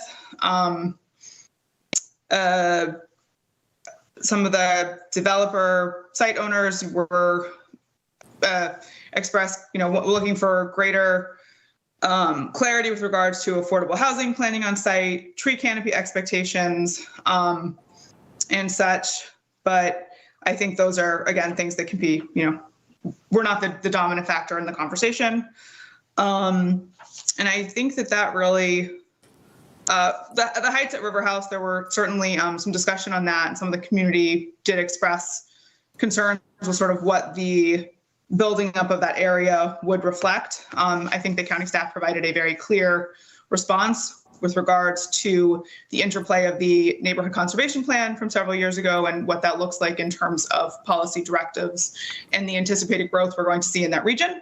So I felt that was well addressed. And that was sort of the major item. I'm happy to answer any other questions, but I think that's a fair summary of our discussion. Thank you very much, Ms. Steinberger. So we'll if you'll stay close, that'd be good. And certainly Ms. Siegel and Mr. Lynn, tell me if we may come back to you as well. But next we'll turn to our Parks and Recreation Commission Chair, Mr. Ross. Are you there, Mr. Ross? Yes, I am. Go ahead. I just want to say good morning, Mr. Chair and members of the board. First of all, I just want to say we appreciate the dedicated work of the staff and consultants. Took in a wide variety of ideas from the community and incorporated many of them into this document. And as stated in our letter, we strongly support the incorporation of the language that emphasizes the importance of public spaces when considering future development. And in our view, for any planning documents that reflect county policy, a broader public realm framework should take precedence, or at least be on par with the design of private space buildings. Parks and other public spaces should not be relegated to leftover spaces and after buildings are designed and approved. But outside of that, we believe the study represents progress from other planning documents on several fronts, including the centrality of biophilia as a planning principle, and with it the importance of nature for all occupants of all urban spaces, regardless how dense that development might be. We'd also just like to do a shout out. The study reflects many of the concepts of the Livability 22202 project. The vision and the creativity and the wisdom of the 22202 group is something that others of us with common interests could not have come up with. The green ribbon concept will provide enormous benefit in an area that does not have a large number of possibilities for expanded park and public space. And I think that concept might be a nice precedent for other parts of the county and even other communities. We appreciate the stated intent to expand tree canopy. It's a good start, though we'd argue far from ideal. But we strongly urge staff to emphasize these intentions stated during future site plan review processes and to make further deliberate efforts whenever possible to incrementally increase tree canopy cover to sustainable levels. And then moving forward, just mentioning Virginia Highlands Park, we consider it one of our crucial urban parks within the county, and we look forward to its possible expansion from Grace Murray Hopper acreage. We really appreciate the staff's commitment on that. And also, we look forward to the re-envisioning of the park that takes into account all of the desired community needs and uses, including recreational, community programming, casual use, and environmental supportive amenities. And then finally, I just wanted to say we would urge more language on the document that more specifically anticipates private sector support for the design and development of the area's public spaces, whether privately or publicly owned. I have to say, we did hear this point earlier with respect to the Clarendon sector plan, and I won't say any more about that. But there was a discussion of community benefits. And again, with the large anticipated increases in population in this part of Arlington and the benefits that the current and the new residents in particular will receive from area parks and public spaces, these benefits should be rigorously negotiated during SPRC processes and associated with significant private developer contributions. Thank you very much. Thank you, Mr. Ross, and thank you for, this may be one of your final opportunities to share thoughts with us as chair, and immediately we have colleagues with groans, more or less, and I'll associate myself with that, but there may be one or two more meetings, but do I have that right, that you may wind down your chair role? Is that correct? Yeah, I think this is it, Mr. Chair, in terms of public presentations to you. And it's been wonderful. It's been a pleasure working with all of you and with Mr. Manager and his wonderful staff. And I continue to be available and associated with some other commitments in the county. So I'm still hanging around here. Thank you for your. And it should be noted, Mr. Chair, that this is more than a decade at the helm, and this is, by the way, one of the crowning achievements here. Yeah, well, thank you. Thank you both for ruining my holiday season. Appreciate it. Nice job. Nice job. Thank you. If you'll stay close, we might have questions, but more than a decade of leadership and service and your continued service to the county, very much appreciated, and to our community as a whole. We'll now turn to our public speakers on this item. Madam Clerk, will you call the first public speaker, please? Our first speaker is Bart Epstein, followed by Alla Cummins. Mr. Epstein, are you there virtually?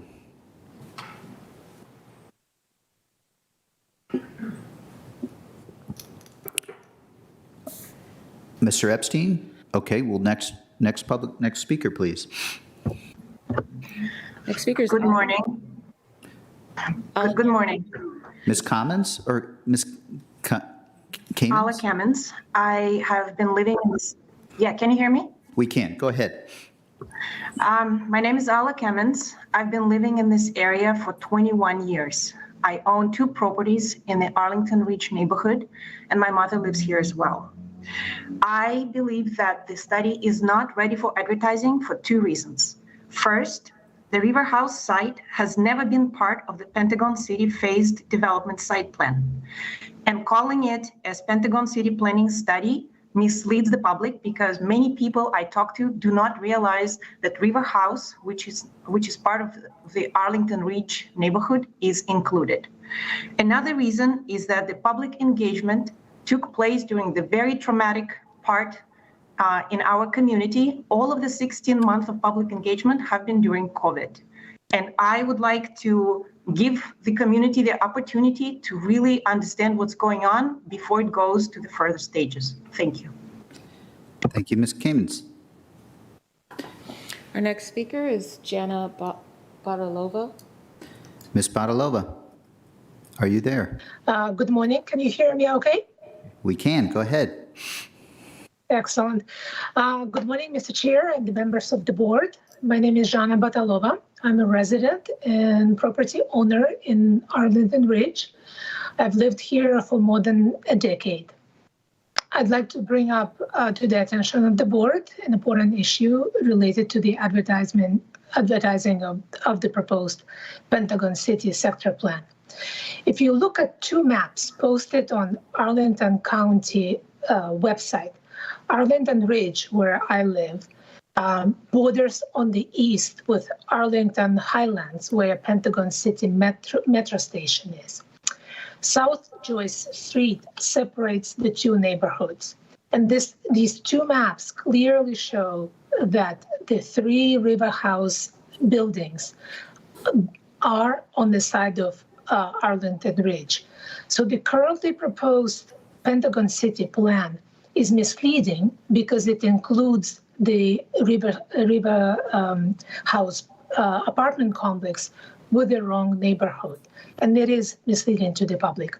So I request that the board correct the boundaries before proceeding with the advertisement of the Pentagon City Plan, and I concur with the previous speaker that all of the discussions have been taking place during the pandemic when people were under a lot of stress and could not devote enough time to engage on this important issue.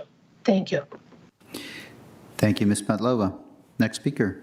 Our next speaker is Alyssa Marlowe, followed by Bailey Edelson. Ms. Marlowe. Yes, hi, I concur with the previous 2 speakers. Here is one owner who also speaks regularly to a number of my neighbors in my HOA, and many of them don't have time to participate at all in any meetings. I've lived in 22202 for probably about 10, maybe 11 years. I'd like the county board to not vote because this plan is too volatile and it is misleading, and neighborhood input and questions have not been addressed. And if it seems like it's a check the box capacity. So I would like to ask the board to have the staff working on this cease working on it until feedback and questions have actually been incorporated. And at that point, advertise it. The same reasons. River House is not Pentagon City. It's Arlington Ridge. Why is it not? Why is it on this plan? I was also going to comment about Costco being left out. And that means the traffic studies are flawed and a lot of the planning assumptions about that. But the staff mentioned the 1970s plan for that. And since I'm speaking on behalf of some other people who are a little more involved than me, there's an Arlington Ridge plan I forget the name of, but I'm happy to find. But as a former I'm sorry, I shouldn't say that. I've done a lot of planning work myself. There should be, all of the plans should be referenced and incorporated, and no one has answered why all of the plans haven't been referenced. And so our point as well is that the Planning Commission didn't actually get the full story December 1st when they voted. So that's some from me and some from some others. Thank you. Thank you, Ms. Marlowe. Our next speaker is Bailey Edelson, followed by Jim Webster. Bailey Edelson, are you there? Yes, can you hear me? We can. Go ahead, Ms. Edelson. Hello, Mr. Chair, members of the board. My name is Bailey Edelson, and I'm a senior vice president with JBG Smith, the owners of the River House property. I want to thank staff and the community for all the hard work that they've put into this planning process. We believe the plan will unlock the true potential of Pentagon City, and we're very excited to see it move forward. There are, however, a few issues we still feel need to be addressed in order for this plan to be successful.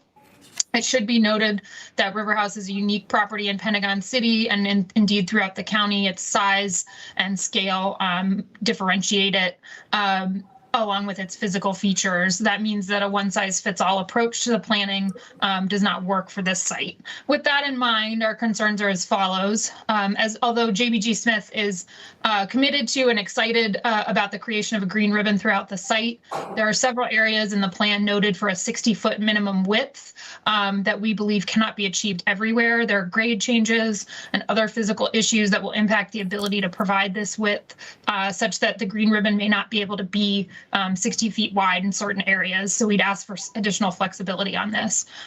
Further, the location of the green ribbon shown on the plans may not be viable, and I know there's some text language referencing some flexibility, but we would like to ensure that flexibility is appropriately noted and permitted during the site plan process, as this will be key for our ability to support the step down on the southern and western borders of the site as currently noted in the plan.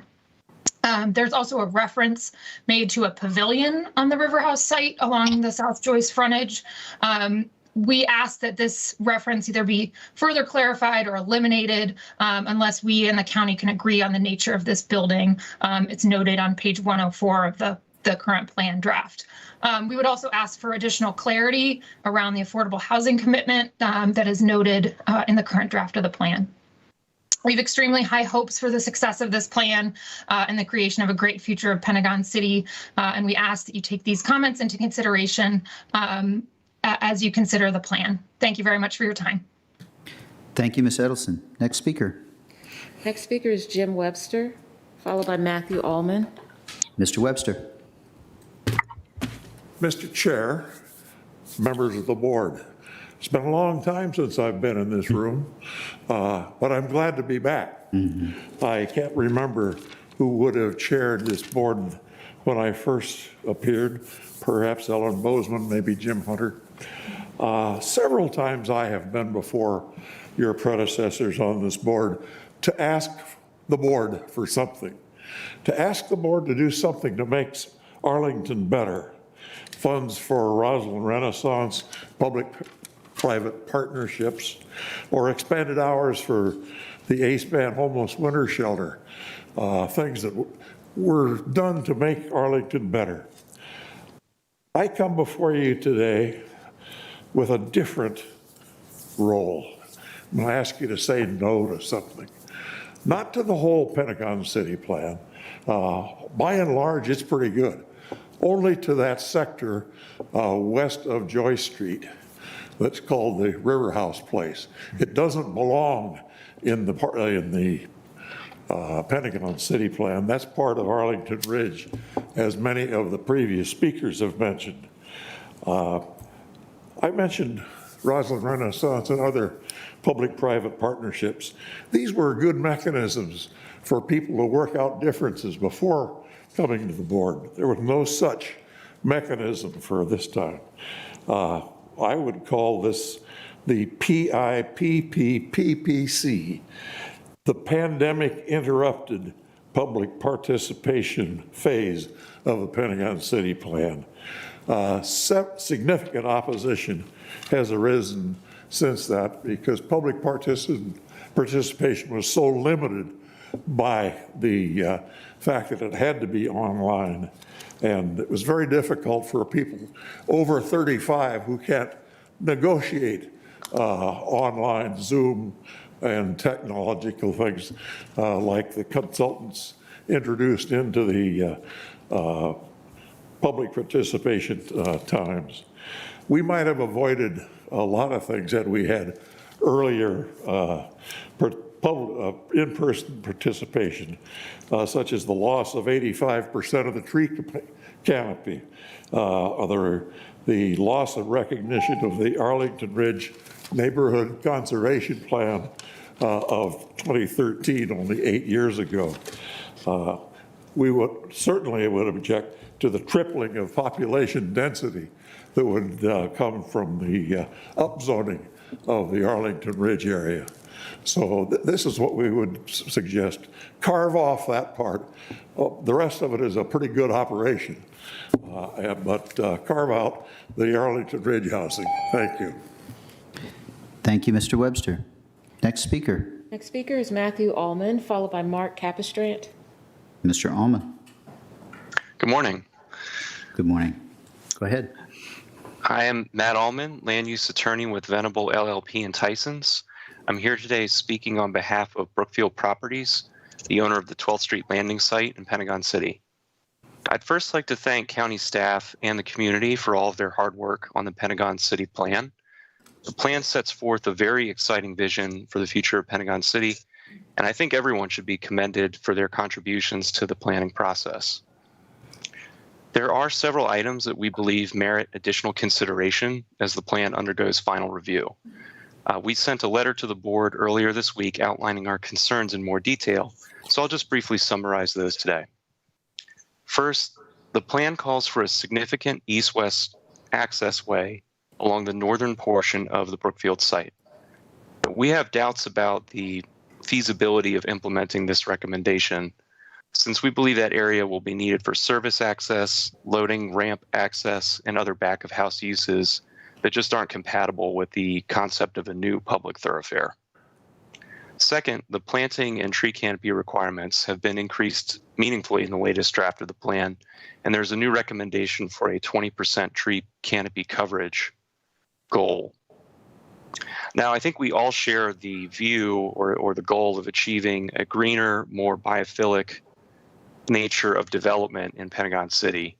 But we think, practically speaking, it will be difficult to achieve the 20% canopy coverage on every site throughout the planning study area, particularly on sites like the 12th Street Landing site that are completely built over podium or other below-grade infrastructure. Third, on page 105 of the plan, there is a map depicting a half acre of open space on the 12th Street Landing site. I believe that image was shown during the staff presentation very briefly. We simply request clarification on this map that the half acre is inclusive of the new green ribbon space and rather than exclusive of that green ribbon space. And fourth, we request additional plan language clarifying the expectations for affordable housing contributions as new developments come forward, and how these expectations may differ or perhaps may not differ from what we typically see for affordable housing contributions in the site plan process for other sites around the county. Thank you again for the opportunity to participate in this process and to provide feedback at this morning's hearing. We're very excited to see the plan advance through the public process and move forward. Thank you. Thank you, Mr. Allman. Next speaker. Next, we have Mark Capistrant, followed by Rosamunda Osgo, excuse me. Mr. Capistrant.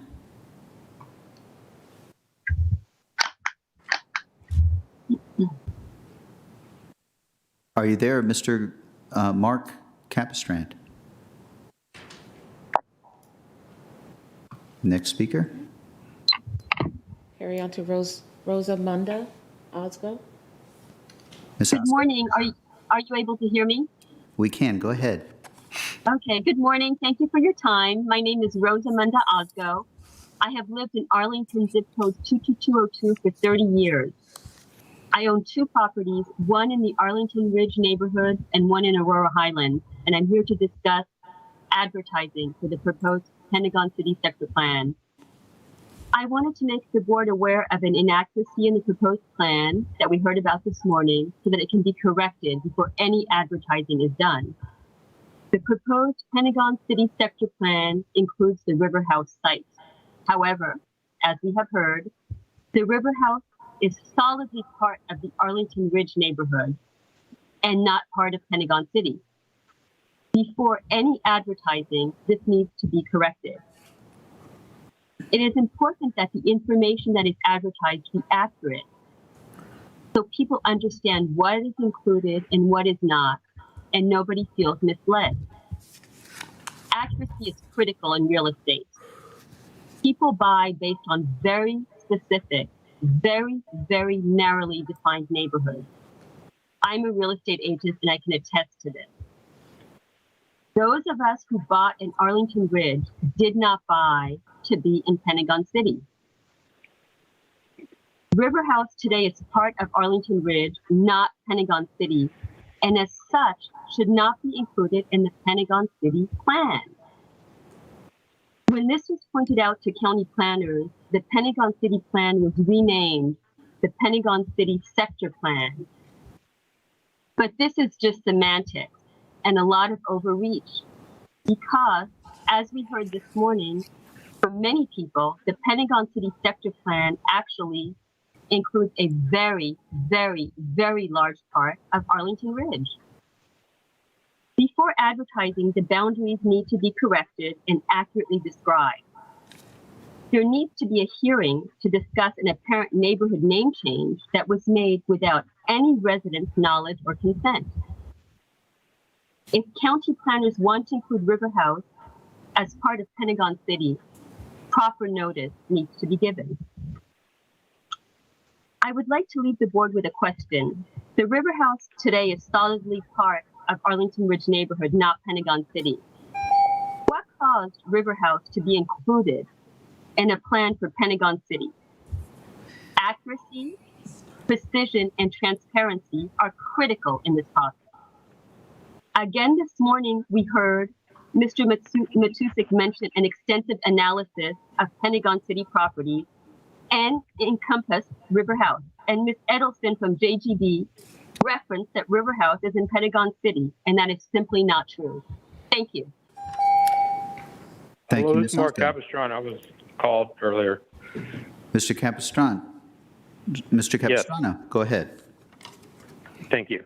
Hey, good morning. This is Mark Capistrand, and I'm speaking on behalf of the Arlington Ridge Condominium as a board member, but also speaking for myself. On October 17, 2013, the Arlington County Board unanimously adopted and approved the Arlington Ridge Conservation Plan.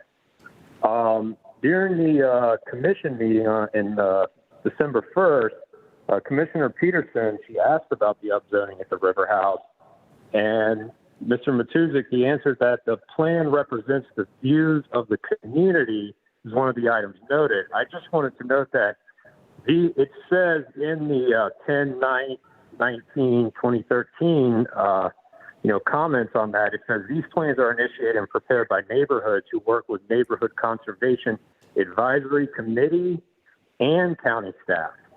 It also says neighborhood conservation plans have 3 purposes: to build a neighborhood vision and consensus on issues affecting the neighborhood, to evaluate county services delivered and the state of the neighborhood, and to suggest policies and projects that will improve the neighborhood, not harm it.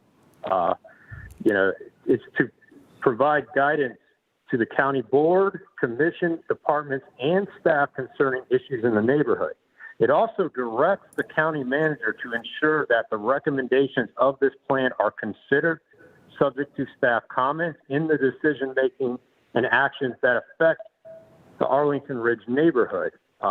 It was also mentioned in the meeting minutes of the December 1st commission meeting. These were drawn from historical documents. I would like to rebuttal that and say this plan is like 8 years old. And then a reference was made in 2018. He received a directive from the county board, about not using these so-called historical documents. But, that was only 4 years after the plan, came out. I personally initially moved there in 2015. I used zoning laws and I used, this plan to guide my decision. Good government policy should be the invisible hand.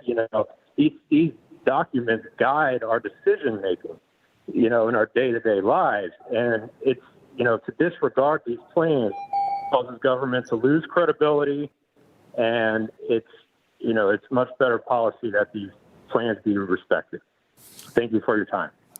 Thank you, Mr. Capistrano. Our next speaker is Tina Galati, followed by Ben Galati. Good morning, board. Yes. Good morning. Good morning, board. Please defer the request to authorize public hearings regarding item A and item B. I respectfully request that you, the county board, not just with staff, meet with me and a group of Arlington Ridge homeowners, not necessarily a civic association, and ideally allow us to give you a tour showing our concerns before authorizing these hearings. Why? First, the name of the Pentagon City sector plan is misleading. The plan is good for Pentagon City, as in Pentagon City proper. However, a significant portion of the plan concerns increasing density at River House, which, as you've heard many times, is located in Arlington Ridge, not Pentagon City. County staff has stated that it was at your direction to include River House. However, the Pentagon Center Costco site, which is in the middle of Pentagon City, is not included because it's under a separate Pdsp regulation. In addition to being misleading, there are mistakes in the plan that were brought to the attention of county staff but have not been corrected in version 3, and therefore the Planning Commission were not made aware. This group of homeowners and I are not necessarily against increasing density. All we are saying is not wholesale in the ways proposed so far. In fact, we have provided examples of how to increase River House's density without having to build structures that exceed the current 3 high-rises. Please do not think of us as NIMBYs. River House is not in our backyard. It is in our front yard, a front yard that includes views of DC. Views of DC must be considered valuable by Arlington County. If not, then why is that a question asked in one of the real estate tax assessment forms? Other Arlingtonians have criticized our concern about losing our sightlines to DC. Of course we are. It's in our name. The Oxford Dictionary defines ridge as a long, narrow hilltop, mountain range, or watershed. Arlington Ridge has an elevation of 157 feet. This elevation is what makes Arlington Ridge unique. Published timelines of the Civil War explain because of Arlington Ridge's high elevation and close proximity to the capital, Arlington offers a natural strategic point. Arlington was the first piece of Confederate occupied territory captured by the Union Army. For a county that is still trying to heal the scars of the Civil War and slavery, shouldn't this unique and historical neighborhood be preserved? If you are thinking no, I refer you to Arlington Economic Development's website that touts Arlington's unique neighborhoods and neighborhood charm. I refer you to your 2013 Big Ideas Roundtable, where key theme 1.3 was neighborhood offers unique character and a sense of community in a mix of urban and suburban settings. Please respect your own roundtables. Please respect the Ridge. Thank you. Thank you, Ms. Galati. Next speaker. Our next and final speaker is Ben Diavanzo. Hi there. My name is Ben. Hi. My name is Ben Diavanzo, and I have been the Rural Highlands representative on this project. Thank you, County Board, for your service, and staff, especially Matt Matuzik, for the significant work on this project. I'll note for the benefit of my neighbors, talking about the boundaries of the plan, that there's no Pentagon City Civic Association. Pentagon City is not defined by specific civic associations. Otherwise, I think some of my neighbors would be to the south would be pretty surprised. I do think some of the other folks in Aurora Highlands would be concerned about defining Pentagon City as only Aurora Highlands. Overall, I appreciated the focus group approach to this project, which allowed dialogue between neighbors and property owners, although it is unfortunate that it's not noted. It has not met for about half a year, and there's been some drop-off in communication. Still, despite the areas of improvement that in comparison perhaps to my neighbors who were talking earlier in the Clarendon area, my former neighbors, this has been a process to look to for the future, despite, I think, some of the challenges posed by the pandemic certainly made engagement hard. I shared some comments by email yesterday and asked that you refer there for more details about some outstanding areas that have not been addressed despite being repeatedly raised, including housing, transportation, bike infrastructure, and community integration. In my comments here, I want to focus on two interconnected themes: community benefits and county investment in our neighborhood. I can only trust that in the opaque and frankly toxic process that is community benefits, staff have negotiated what they can with developers in terms of what can be achieved for the significant density being added. However, in the balance, in some areas, the community benefits have not been achieved, I think, correctly. In particular, this is true at River House, where presumably millions of dollars are being spent on relocating South Joy Street and Grace Murray Hopper Park and acquiring public right-of-way for the Green Ribbon. This is money that achieves little in effect that could otherwise be spent in acquiring land for public facilities. There may be some alignment, in fact, with what the JBG representative shared earlier about the Green Ribbon on their site, as well as the vaguely defined pavilion. What is a very good thing that the community benefits are being planned for now, rather than being left up in the air. There are some areas that we think are not aligned with what the neighborhood would like to see. This brings me to the other area I want to raise. What is good that information about a school and student generation numbers are added. Again, this should be replicated in future planning studies. Major elements of what a vibrant neighborhood needs are missing or only mentioned in passing. We're about doubling the number of people who live in this area, but not planning to equally invest in facilities to serve them, especially in terms of public space, library space, and community center space.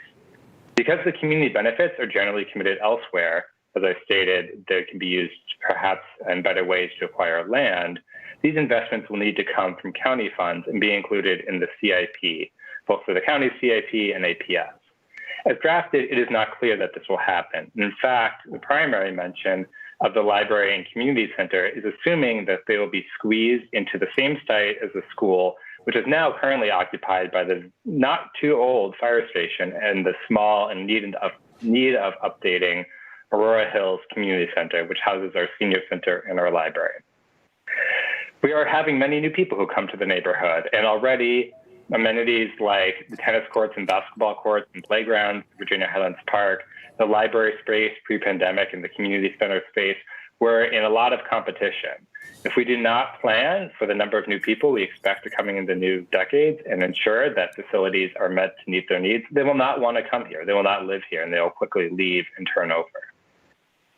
So I strongly encourage the board to revisit these elements, how community benefits are being used, how the county will invest in our neighborhood as a welcoming place for thousands of new residents, as well as I stated in my email, ensuring that the transportation mode shift is accurately and appropriately being planned for, ensuring that we're being realistic in the things that will actually help people get out of cars and go into other types of transportation, which, as I stated, we are not accurately doing, by ensuring that we are actually making sure that affordable housing, which is badly needed considering the very high rising rents that are displacing many of our residents, is not just a short-term thing, but is done into perpetuity, by ensuring that we are planning to integrate our new residents into the neighborhood, into our civic associations, and providing them adequate information when they move in, and other really important standards from pedestrian to transportation improvements to ensuring our zoning changes reflect some of the considerations in this plan. So I thank you for your consideration of this plan and for listening to my comments. Thank you, Mr. Devanzo. We will now, I believe that concludes our public speakers, and so the conversation is now with the board. Colleagues, I'll want to turn to questions. We'll do at least one round of questions. And the first subject we really, that I'd like to ask, probably for Mr. Matuzik, if you can give a little context. Several speakers asked about the boundaries of this plan, and if you can speak a little bit to the context and the formation of the study as well as the boundaries briefly, that would be great. Mr. Matuzik. Thank you. Happy to respond. I think it's worth clarifying where some of the feedback we've heard simply deals with semantics, and I think where we enter into, I think, adopted practices that have been in place since, the 1970s. One of the things that I think might be helpful, and I can't imagine I'm the only one that is a visual person, is if I can share my screen again to highlight some of the specific boundaries that are in place, because I really think this speaks volumes. So the map that you see here gives you a sense of the Pentagon City Metro Station area. This has been a boundary that's specified on our general land use plan for decades, and it encompasses the boundary of South East Street, beyond which to the east we have Crystal City. It does cut in on 15th Street and continues further down on Fern, but literally everything to the west of that space, including all the residential properties up on the Arlington Ridge, are included and have been included in that boundary. That relationship, which is probably the broadest geography I would imagine here, when compared to our specific study area, which again dates back to that 2019 guidance from the County Board and Planning Commission work session, was intentionally not focusing on the labeling and which neighborhood we are addressing, but really the sites which have significant development potential or could have impacts should they proceed with redevelopment. And there was really an emphasis on looking at the 12th Street corridor, where we really knew some activity was anticipated, focusing on future sites that have not been revisited for decades, and also accounting for this 36-acre property, which at this point in 2019, I think had 2 or 3 different attempts to redevelop, either with their current owner, JBG Smith, or previously with Vornado. Now, when we overlap those, you can see here how the planning study area, the sector plan area, relates to the broader metro station area that we've had in place for decades. So we have not included all of those boundaries because, again, this was predicated on very specific rationale back in 2019.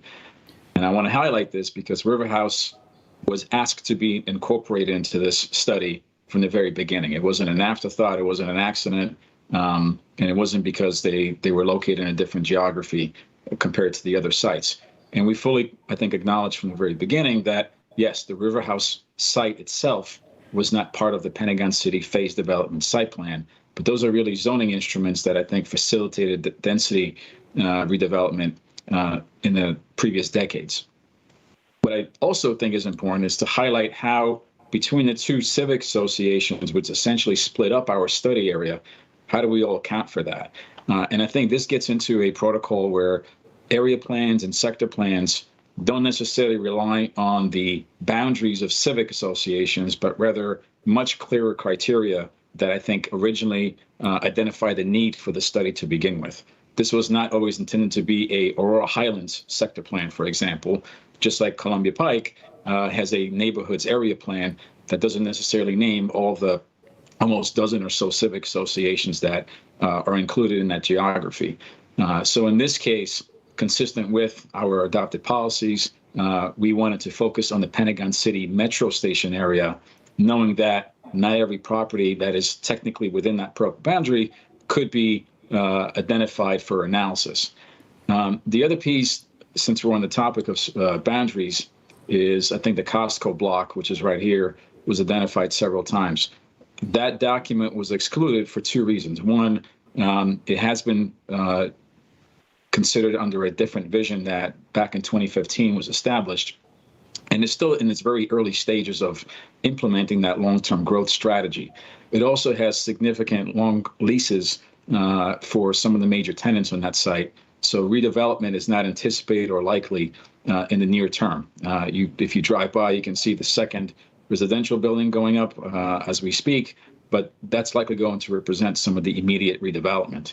One of the things that we wanted to highlight is that despite this block not being included in the recommendations in the plan, the analysis that took place, particularly on the traffic side of things, did account not just for these two properties, but the entirety of the Richmond Highway corridor.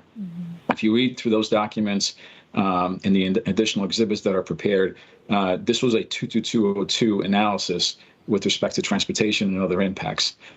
So simply because the study area is carving out those blocks, that's really intended more to highlight where the recommendations for land use, open space, and additional elements reflects, because we are not providing recommendations for other properties.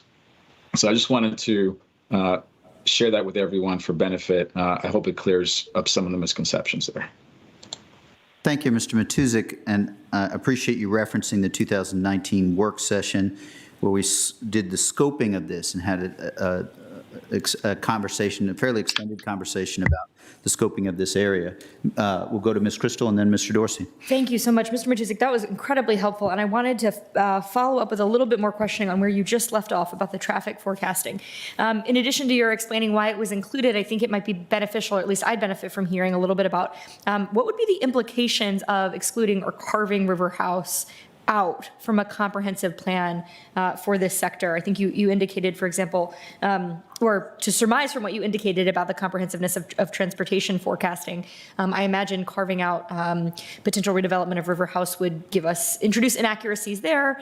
Would it have implications for developing a consistent parks plan, implications for other planning of public facilities, as Mr. Devanzo called our attention to, or anything else? What would be the implications of carving it out?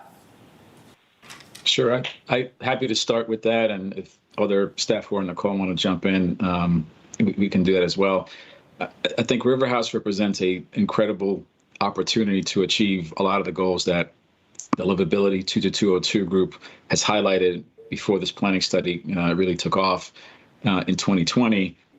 So what you see, I think, is a general understanding and approach throughout the plan that speaks to a number of benefits using this balanced approach of how many opportunities exist that private sites could contribute to, whether it's sustainability, on-site affordability, which is probably the biggest potential loss on the River House site, should it not be part of this sector plan, as well as open space enhancements.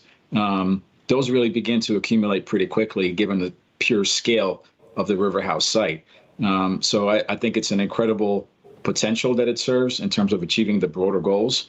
It also really helps shape the future environment along Joy Street, where we have a consistent and singular property owner along that entire western edge that could really help us achieve a lot of the multimodal improvements moving forward and ensure that as potential redevelopment may occur in the future, perhaps midterm and long term on the east side of Joy Street, that we have some precedent and guidance that helps us evaluate those proposals. I would say on-site affordability is probably the biggest implicator in that. There's so much potential on the River House site that we really don't want to forego the contribution that it could make to the greater 22202 inventory of affordability. The plan is structured so that all sites are expected to contribute their share, proportional to the level of growth they plan on pursuing. But significant redevelopment is potential on the River House site, and we definitely don't want to miss that opportunity. In the same way that I think expanding the Virginia Highlands Park contiguous geography is also considered critical as the broader 22202 area grows. And at the time of the Virginia Highlands Park master planning effort, we want to have as much land available to us to consider the various challenges and opportunities that plan could generate. So again, River House, at least from staff's and consultants' perspective, and many other stakeholders that have been involved in the study, really represents a lot of critical opportunities that will really help us achieve the goals that have been identified. That was really helpful. Thank you. Thank you, Ms. Crystal. Mr. Dorsey. Thank you, Mr. Chair. So Mr. Matusik, that was very helpful, and thank you for those questions. Ms. Crystal, I just want to put a very fine point on some of the concerns offered by several of our speakers about this somehow being an error or somehow being inconsistent with the past practices of the county, desires of the community, and I think Mr. Matusik well explained that the inclusion of River House is entirely consistent with not only past practice, but really good sense and really implicit in the recommendations that we've heard from the Arlington Ridge Civic Association for a long time. We actually had many references to the neighborhood conservation plan. And, one, I'd just like to say, for the purposes of all who may be listening, I don't like when neighborhood conservation plans are weaponized in this way. I think one of the unique features of Arlington is that we offer an opportunity for people in a defined geographic area to get together to discuss what they would like to see from their community without the hand of government telling them what's feasible, what's possible, what's advisable. We let them do that so that they can not only come together collaboratively, but to speak in a way that's not limited.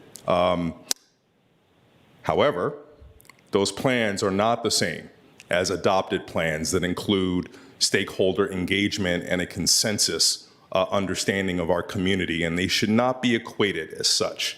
They're not ever advertised as it, they're not offered as it, and they shouldn't be interpreted as it. But even beyond that, if we look at the community's own neighborhood conservation plan, there is clear understanding that Pentagon City is not an area that the Arlington Ridge Civic Association doesn't have a big stake in. You look at page 16 of said plan, which talks about the boundaries of Arlington Ridge Civic Association and the residences at River House at the northern end being within a walking distance of that area and therefore important to the area. We see visual representations in the neighborhood conservation plan, which talk about areas that impact Arlington Ridge, Pentagon City, Crystal City, as wanting there to be Arlington Ridge Civic Association involvement in the discussions therein. So clearly, it would have been an error of epic proportions if Arlington County had looked at planning on this scale to the Pentagon City sector and excluded River House. It would have been an error of which I think none of us could really stomach the implications of. So hopefully people in that community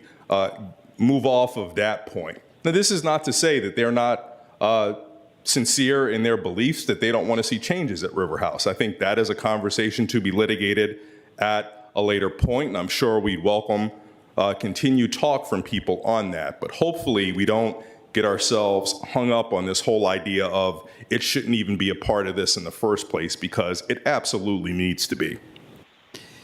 Thank you, Mr. Dorsey. Ms. Garvey. Yeah, thank you. I appreciate everything that from Mr. Matusik and my colleagues, and I think I'll just say sort of the same thing a different way, because I found myself thinking when people were talking about how this is part of the ridge, whatever, I'm trying to know, where is River House? It's down low, right? There is a ridge. And, I appreciate one of the speakers talking about a ridge. There's a ridge, and there's a ridge. And then below the ridge, you get a flatter area and Pentagon City, and it's all connected with transportation and things. And in fact, if we had left out River House, people would probably be coming and talking to us about how ridiculous it is to leave it out because of all of the way transportation works and the way the geography works. And I would have agreed with them that it would make no sense to keep them out. So I appreciate all of the I just think there are a lot of very reasonable and logical reasons to include River House. And again, I think I will echo what Mr. Dorsey said. I hope we can get off of that discussion and then talk about really the merits of the plan and the issues that are coming forward. But that just saying that River House is part of the ridge and elevating it over 100 feet in effect doesn't make sense to me at any rate. Thank you. Thank you, Ms. Garvey. Mr. Karantonis. Thank you, Mr. Chair. I think what Mr. Matusik has presented here, the transportation shed of the metro station, is pretty eloquent, and it says everything. When I walked the neighborhood, specifically Joyce Street, I heard two things from the neighbors there. Number one was how we get to Metro. How can we improve our access to the Metro station? Which today it's not so easy and it's not so obvious.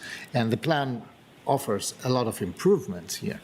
And I actually heard that same concern also from residents up the hill in the representative building, for example, who have to have a longer way to get to Metro and use the facilities, and also have a longer way to get to the other public facilities, the park, etc.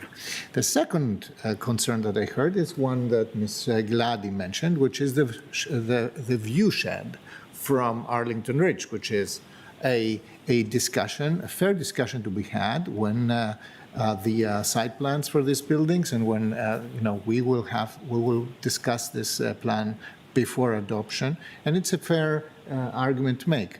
Not the geographic argument, but the actual issue that is fair to raise and fair to have answered. So I think that it's only logical to include the river house complexes in this plan, because this is also where most of the growth of this sector will come from. Thank you, Mr. Karantonis. I felt it important to try and appreciate colleagues. I share the view that ultimately inclusion was both within the scope and also appropriate on the merits because of some of it because of the topographic step down, but also because the broader planning needs to include this. I would note that slide 21 of Mr. Matuzik's presentation, of the staff presentation, notes that there's consideration for height transitions. And so that issue seemed foundational to try and address from various, from the stakeholders. I certainly heard the concerns about additional density, but ultimately share my colleague's view that it was appropriate and consistent with the vision as well as the real planning that should be done here to include River House in the study. So with that, I think there are a couple of other issues, but I would turn to most of those issues. I will just note the point that there's several line edits, page 87, page 105. This is a request to advertise, which means this will come back to us. And I want to just thank staff for providing an additional month to this process. So it would be in February that this would come back to us. So there was extensive mention of the engagement process to this point, some concerns raised about the process. I actually have found participation in many instances as strong virtually as it has been when there's an in-person requirement, but we will have additional opportunities for feedback, and we welcome them. So I think the other comments we can address and discuss. There's a vision question about how we describe that specific vision for this overall plan. There's bike. I would turn, though, to consideration of a motion so we can move towards actually considering those last items in the context of the overall motion. Mr. Karantonis. So here on item 30. The motion is to adopt the resolution, attachment 1 of the staff report, authorizing advertisement of public hearings by the Planning Commission on February 2nd, 2022, and the County Board on February 12th, 2022, to consider the following elements associated with the Pentagon City Sector Planning Study. 1, adoption of the Pentagon City Sector Plan, attachment 2 of the staff report. 2, general land use plan, map and booklet, attachments 3A, 3B, and 4 of the staff report. 3rd, master transportation plan, map, attachment 5 of the staff report. And 4th, Arlington County zoning ordinance, paragraph 6.5, RA 6 to 15, multifamily dwelling district, paragraph 712, CO 2.5 mixed-use district, and paragraph 9 special planning area regulations, which is attachment 6 of the staff report. Motion has been made. Is there a second?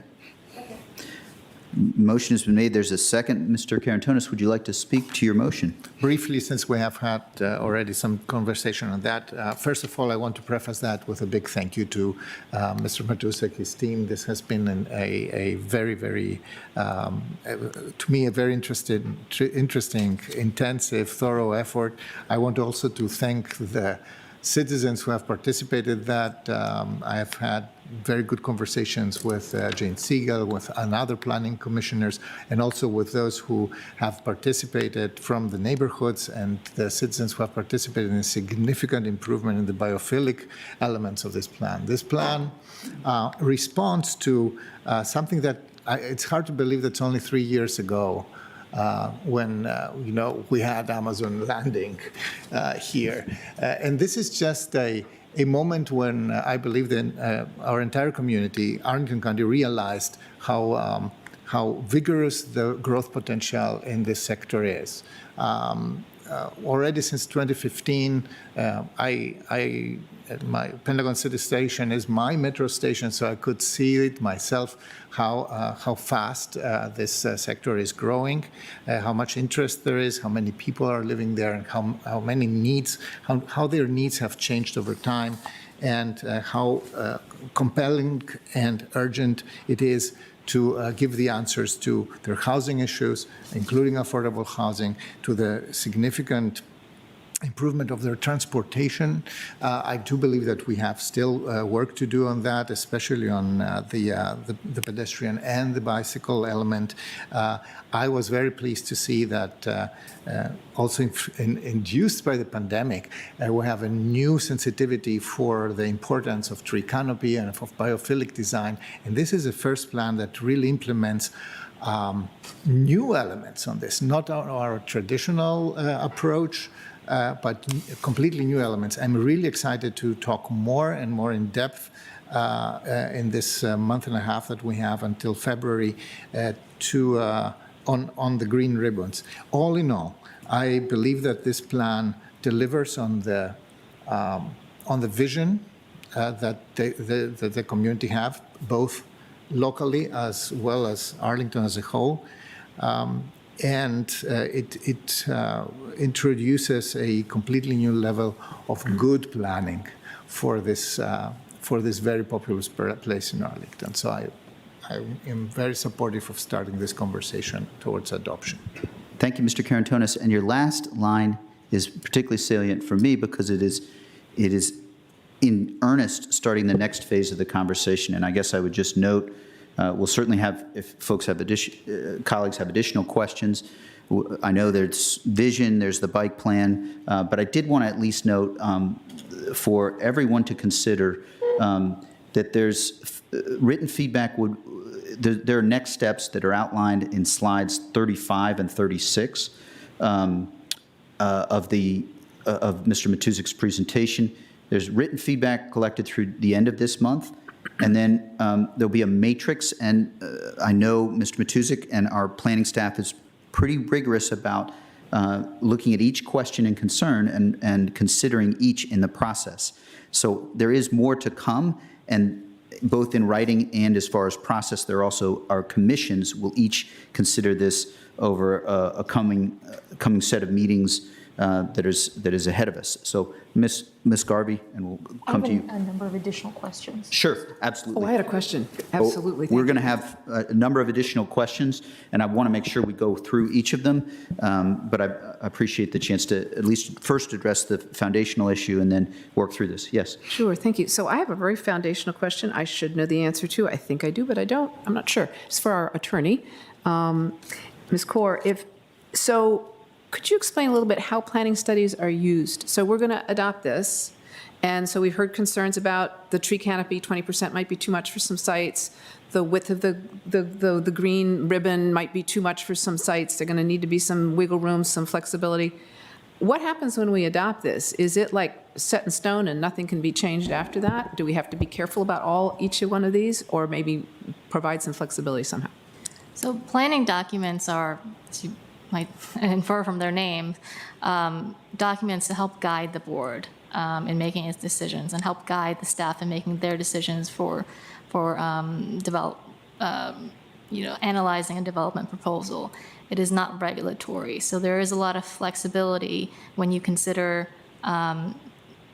proposals on a case-by-case basis. Thank you. That's very helpful. And just to put, to say it again another way and double check that we're correct. So for example, we're in the plan, we're going for 20% tree canopy. But that doesn't mean that each site, it just means that's the goal. And when we get to the actual site, we can go back and forth and see what makes sense, maybe more, maybe less.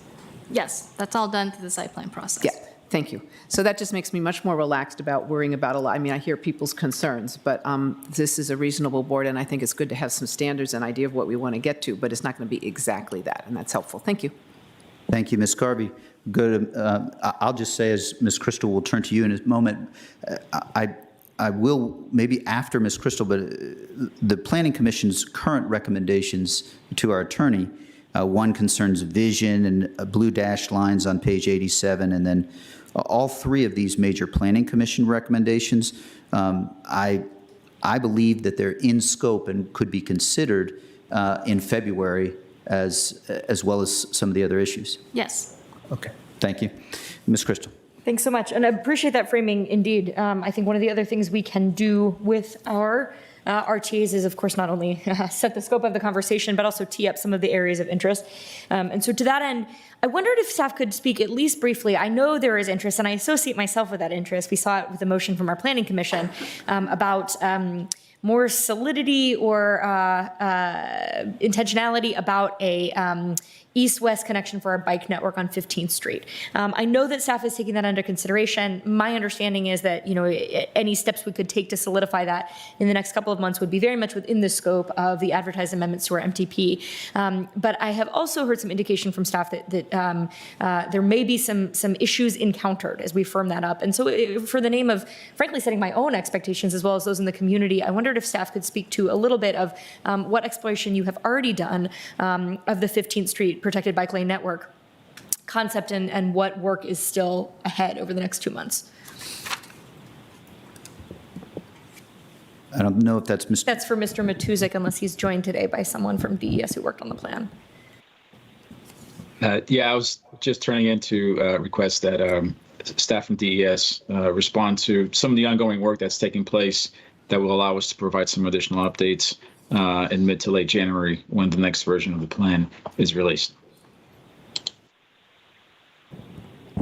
Mr. Malouf, good morning. Hello. See you. Good morning. It's nice to see you. Yeah, I'm happy to respond to this question. So, we agree in principle with the need for a really high quality bikeway on 15th Street that is designated as a priority bike route in the master transportation plan. There are significant needs in Pentagon City for east-west travel, and in particular quality east-west bikeways sort of in the middle of Pentagon City. We have pretty good ones at the north and the south, but the middle is an issue, and so this is an important corridor. The current draft provides a separated bikeway for much of 15th, and we're definitely able to stretch that a little bit further than the map shows right now. The problem is essentially the intersection at Fern Street, where there are a lot of demands and not a lot of width. Excuse me. Based on what we heard from the Planning Commission, which we're taking very seriously, we're undergoing a review right now, looking at the street geometry in more detail to understand better what could be done right there in terms of lane widths, in terms of modifying the geography based on what's the available width that's there today. We do anticipate finishing that effort, updating the next draft prior to the request for adoption. But in the spirit of taking the request seriously and meaningfully, we don't want to just jump ahead and say at this time for the RTA that we can put that dashed line on the map until we've basically looked at the geometry in detail. Thank you so much. But you are intending to have that for us by February when we hear this again, right? Yes. Fabulous. So my interest, in addition to seeing this realized, if at all possible, and an interest I know you share, is also that we adopt a plan that we all have some confidence in at the time of the sector plan. I think we've seen with Crystal City both some of the challenges of not having that as part of the sector plan, and then also sort of the stop-start of trying to realize the Crystal City bike network as well, which I know you and your colleagues have also been very dedicated to. So hopefully we can move forward with something and really appreciate that. I think that notion of sort of really getting into the street geometry at a particular intersection is very illustrative of why, as much as we wish we could wave a magic wand and say there will be a protected bike lane throughout 15th Street, that sometimes is hits the founders on the shoulders of reality. So more work ahead, and I look forward to seeing that. Thank you. Mr. Chair, I had one other question about parks and open space, but I'm also happy to yield if other colleagues had questions on. Go forth. Okay. All right, great. So one of the other things I wanted to talk about a little bit, because I know it's of great interest to our community and wanted to make sure I have started to get my head around it ahead of Tuesday, really is that sort of discussion of the open space at River House identified as a potential expansion of Virginia Highlands Park, which I think is maybe kind of one of the marquee open space facilities envisioned in this plan. And so kind of a bunch of interrelated questions I'm going to throw out to Mr. Matusek, and feel free to kind of answer them in whatever order, or to just kind of fill me in on the vision for process there on the whole. One is, I think the plan is pretty specific in articulating that this is about a contiguous expansion of Virginia Highlands Park, which I think is really important. And so if there's any insight you can give us into sort of maybe more of the mechanics of what that expanded map would look like. If you could tell us maybe just briefly about some of the current uses of space at that River House green space. I think all of us who spent time in Pentagon City can sort of envision it in our mind's eye, and I don't think of it as like a particularly heavily used space right now, but it would be helpful, so I see this as an opportunity to really expand activated, meaningful open space, but would love any thoughts we know about its current uses. And then finally, any master planning implications. I know there have been calls over the past couple of years for a new master planning of Virginia Highlands Park. If we were to accept the sector plan as it's kind of evolving to envision, would the implication be that we defer any master planning of Virginia Highlands Park until the redevelopment of River House and the realization of that potential community benefit? So just lobbed a whole bunch of questions at you. I'm happy to repeat any of them, but hopefully the spirit is clear enough to begin to answer. Thank you. Happy to do it. I think I've captured them all. So what I'll start with, again, is sharing this exhibit directly from the draft sector plan, which does account for the totality of public space potential with redevelopment throughout the study area, but really focus in on the River House property and its relationship to Virginia Highlands Park.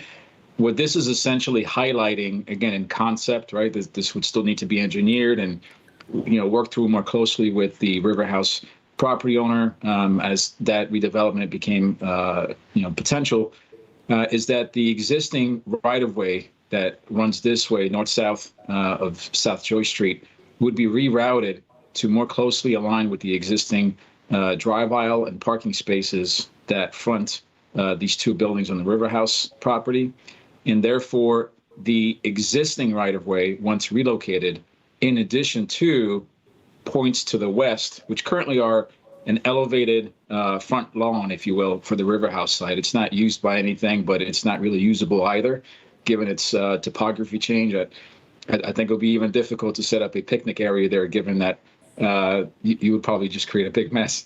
But that and the separation of the existing right-of-way, I think, do make it somewhat challenging to kind of bring this into the fold, especially given that there are field spaces on the other side of Joy Street. So the thinking here is, again, as a longer-term strategy, is if we can secure access to the combined geography of the River House property and the existing Joy Street right-of-way, that space could then become part of the subsequent master planning effort for the entirety of the Virginia Highlands Park. So shifting away from, I think, what was one of your questions to what does that mean beyond the sector plan?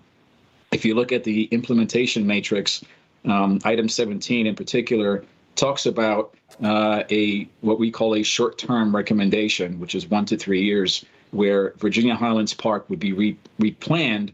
And at that point, with the right constituents and stakeholders involved in that process, not only consider how to reconfigure and improve the existing park space, but how best to take advantage and activate the additional gains that the River House property could produce, but also, I think, address some of the other questions we've heard from speakers earlier about what is the future of the library and community center space, considering that additional density is coming to the broader 22202 area, and also kind of pose a question about, even if we currently may not need a new elementary school based on what the current forecasting numbers are telling us, it is still smart to at least identify if it had to be located on county-owned land, which this really represents the bulk of in this area. What will be the impacts of that? Can we have a high level of certainty in terms of being able to set aside some assumptions in space and consider how the other priorities could be addressed through that master planning effort? And the way that the implementation matrix speaks to this, I think, is really strategic so that there's a cohesive, collaborated effort to identify all those things and make sure that they don't kind of be understood in a silo, separate processes and different schedules, at which point we start to kind of miss opportunities and it becomes a much more expensive endeavor. Yeah.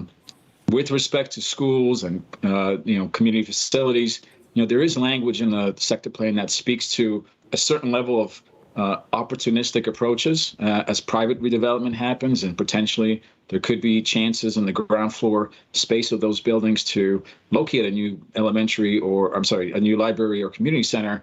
But those are just simple discussions. They don't really guarantee that outcome, and they certainly bring a different level of financial implications because they do typically carry an ongoing cost. It's not counting on property. We really have to consider, is that the best course of action for securing those uses long term? Mm-hmm. And should those efforts prove unsuccessful, I think we owe it to ourselves to provide that clarity and long-term decision making about where we think we can at least reserve those uses and make sure that they are able to co-locate with other priorities that park may deliver. Thank you very much. And I'm sorry, I just want to put a very fine point on it. So you were describing the implementation matrix, the reference to a replanning of Virginia Highlands Park, inclusive of a look at Aurora Highlands, which is great, in 1 to 3 years. And so that would, the idea would be that would move forward even if, we don't have, for example, a formal submission of a redevelopment of River House. Is that right? Am I inferring the wrong thing? The timing, I think, will be very interesting. I think our discussions with the JBG Smith team that has continually evaluated the River House property suggest that their redevelopment is likely to occur in the very near term, as early as later next year. And in those discussions, I think staff strategy would be that regardless of which portions of the River House property may come in first, and it will take phases, it's a substantial site, that particular community benefit, the expansion of the Virginia Highlands Park, is front-loaded in a way that it represents their main community benefit contribution before some of the other elements are identified, knowing that we would really want to have access to that first in time for that master planning effort, whose timing is yet to be determined, and I suspect will come up again in the spring when the CIP discussions begin. Okay, that's helpful. I want to maybe just sort of flag one of the philosophical things that's occurring to me here is, this is a lesson I've learned pretty acutely with the Ballston second station entrance for the Metro, is I think sometimes at the time of adoption of our sector plans, all evidence is pointing towards very soon redevelopment of a site that's going to yield some kind of community benefit. And when that works out, it's terrific. When it doesn't, as has been the case with that Ballston second station entrance, and we have a facility, right, whether it's a major transit investment or in this case a really kind of marquee open space and park space, I think it's really important for us to know and have some commitment to move forward with that. And so we're not just simply waiting for a redevelopment proposal. I am hopeful that I think we'll probably see even more movement from the owners of River House about their intent. Really glad to hear Mr. Matusik note that the realization of open space would be the kind of first community benefit to be realized irrespective of the sequencing and phasing of that development. And I hope we won't have to have that conversation about how we move forward absent redevelopment of River House, because it does make a lot more sense when they move forward together. If, however, it comes to that, I think we should all keep an eye on it so that we are not just hitching the fate of a really important facility to somebody else's redevelopment timeline. I wanted to just maybe make one comment, piggybacking on something that Mr. Matusik said, and then just a word or two, and I'll totally yield the floor. Just the point about schools. I think it bears some clarification from this board about how we realize school facilities in Arlington County, because I don't begrudge anyone in the 22202 neighborhood or anywhere for wanting to kind of be opportunistic. When we know there's redevelopment, we know that our student population is growing, let's go ahead and get a stake in the ground to say this is where our next elementary school or middle school or anywhere else is going. And we do try to, and I think Mr. Matusik really highlighted, be mindful of the emerging need for public facilities, especially schools. But the process to cite an elementary school in Arlington County works as follows. The schools identify, based on their student generation estimates and planning forecasts, where roughly geographically a school and what type of school will go. They put it into their capital improvement plan, and then we eagerly work with them to realize where specifically that might go, and then of course launching into a very specific public facilities review and planning process. This is a process that actually works. We've seen it with what is now Alice West Fleet Elementary School in South Arlington. We've seen it with some of our newer elementary schools and the redevelopment of those school properties in Northern Arlington. We have seen it in this sector plan with the Arlington Community High School. But what we don't do is say, we've got an opportunity as the county board, and we're going to go ahead and cite a school there that is not in the school board's CIP and next 10-year plan. As you can imagine, that would cause a fair amount of chaos and probably not align with where schools are actually most needed and where student generation estimates are leading our school colleagues to go. So I know sometimes it feels like it's really important to lobby the county board because it's not clear what the process is to realize schools, and you want to make sure your kid is going to have a spot in a high-quality elementary school, for example. And so I think it just bears repeating how that process works. And I'm looking forward to, I think, all evidence would indicate that we'll be pursuing a process like that over the life of this sector plan, and I look forward to it.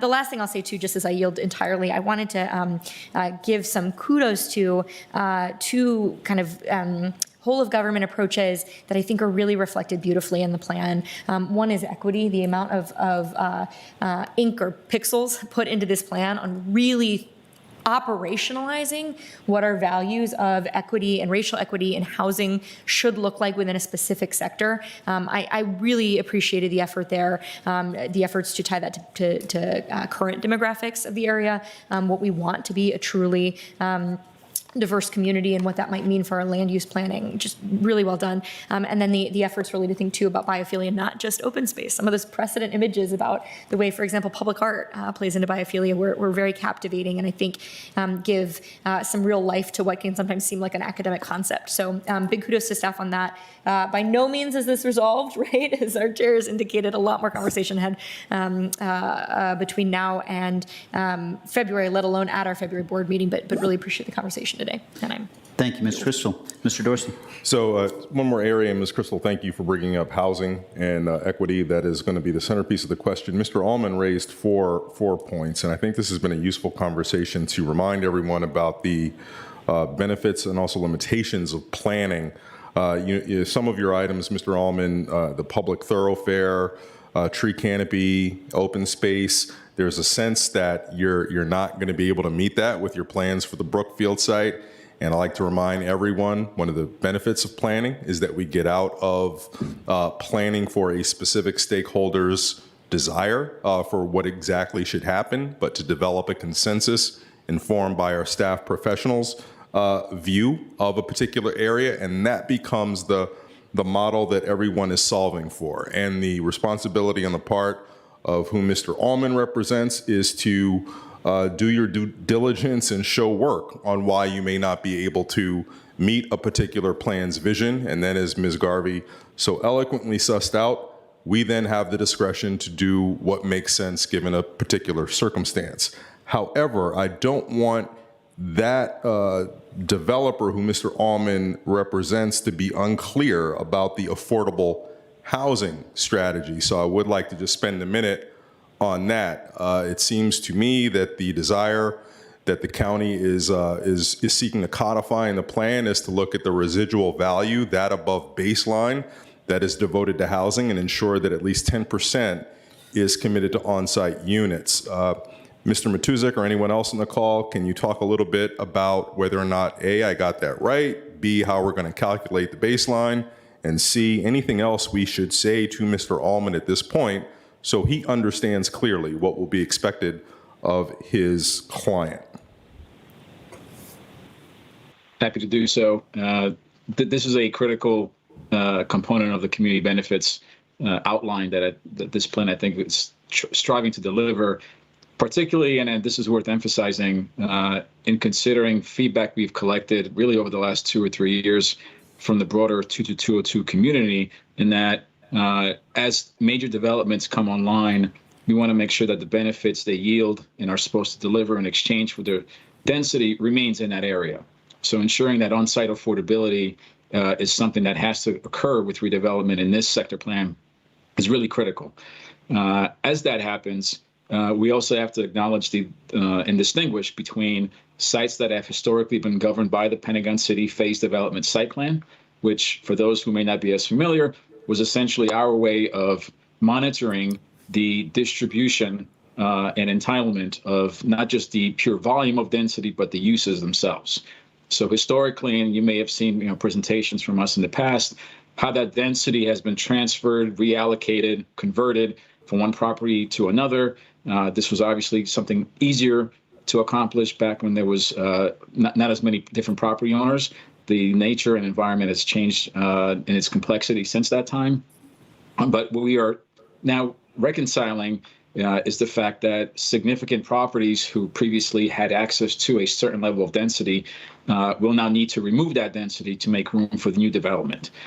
In the case of the Brookfield property on 12th Street, that represents just over 500,000 square feet of office space that would need to come down and then be brought back with as many as 4 new buildings that are sculpted very differently and carve out the public realm spaces that we talked about in our presentation.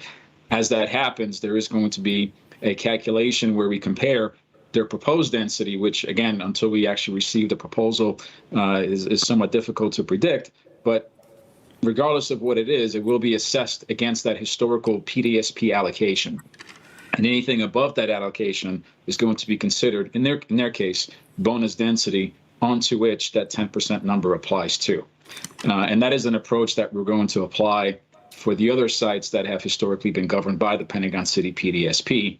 The difference will be for the River House property, which, because it has not been governed that same way historically, we will be relying more on their current general land use plan designation, and anything beyond that level of growth will be considered as bonus for all intensive purposes, onto which the 10% affordability applies. I would also just highlight that this really applies to just new residential density, and that is a strategic approach to ensure that some sites consider that restriction, if you will, and the way in that requirement applies to encourage and or incentivize other uses like office for being considered, given that the market currently seems to be significantly shifted towards residential uses. So we wanted to make sure that that particular element was the one that actually encouraged additional office opportunities moving forward. Thank you very much. And Mr. Chair, I don't know if there are other questions already to do a quick concluding comment. Sure, go ahead. Sure, thank you. Mr. Matusik, that was excellent, and hopefully that provides the clarity Mr. Allman was seeking for everyone. I realize that at this stage there would be lots of changes that folks would prefer to see, word choices, inclusions, exclusions, but at this point I'm pretty satisfied. We've got a document that's ready for the further refinement and final adoption by the board in a couple of months, with continued public engagement on it. In many ways, this is really the manifestation, the realization, I should say, of what we've heard from lots of different stakeholders over the last few years. This area has already changed a lot from when its prior plan guidance was put into place. We want an update looking at traffic impacts from the city of Alexandria, changes that we know have come with Amazon's entree into Arlington. And this is really a necessary piece of work. Doesn't guarantee that everyone's going to get the outcome that they desire, of course, but the actual fundamental baseline work is essential. And given that, we did have a pandemic, I am very, very pleased that it proceeded the way it did. And I know we heard some comments about whether or not that was wise or prudent. It was necessary. I don't think delaying this because of the pandemic would have been acceptable, given all of those other impacts have not been delayed because of the pandemic. So I really applaud staff. I applaud the focus group, which included the communities that comprise Pentagon City. Thank you for your engagement. Thank everyone for getting it to this point. I look forward to the final process and hearing extensive public engagement in a couple of months. Thank you, Mr. Dorsey. I'll let colleagues conclude. There are three, we've seen at different times, hands raised virtually, and I just wanted to give you that sense that the conversations with the board, but we do still have the coming 2 months when we will continue to engage. So that's just one thought I wanted to make sure. There are three of you still on who offered public comment that I wanted to at least help share it so that you would understand the process in this conversation, and your comments will be certainly heard over the coming 2 months as you can continue to engage. Ms. Garvey. Oh, thank you. Yeah, I'm ready to conclude too. And yes, we have a lot more time to make refinements and hear from people, which I'm sure we will do. I think just overall, I want to thank Mr. Matusik and all of the staff. I feel like this plan is kind of qualitatively different than the others that have come forward in some ways. It's the first time I think I've heard such a clear acknowledgement of the schools issue for an area, and that we've been asked to do that for a long time. I think it's important. It's great to see, and granted, might not be doing it now. Ms. Crystal went over the ways that we actually work with the school system, but the fact that the plan is going to call that out and really specifically and look at it is great. Biophilia, that's kind of a first in some ways, as much as that's called out, which is a huge advance, and the equity as well, as Ms. Crystal mentioned. Three just really important areas to bring it all together in a holistic place. And I have found myself just recently, maybe because we're talking so much about Pentagon City, and there was a recent presentation with the Committee 100, really impressed with the Livability 22202 group. Really impressed with them and how they have worked with us and continue to. And I think I'll just say I'm realizing more and more that the livability is what it's all about.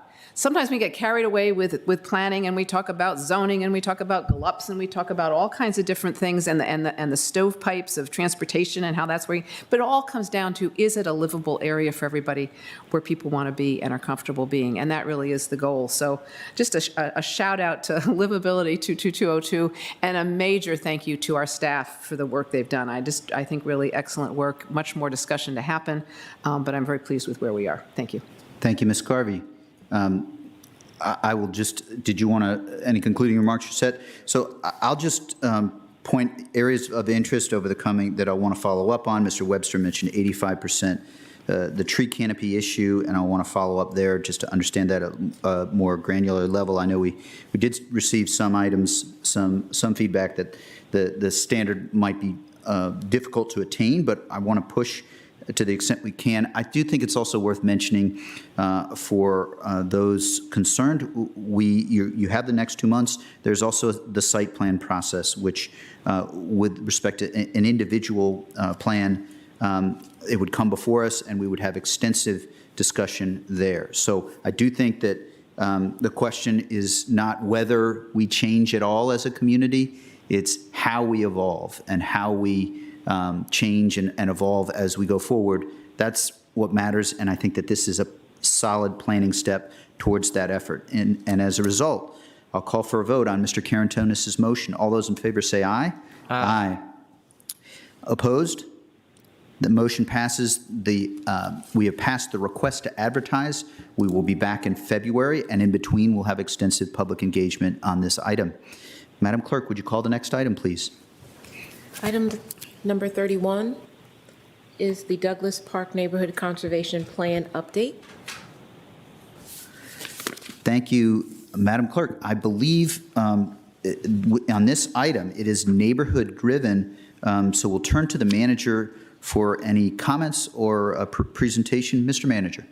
Yes, I'm going to ask Angela Marshall and Tim Matusik. I'm so sorry. Tim McIntosh.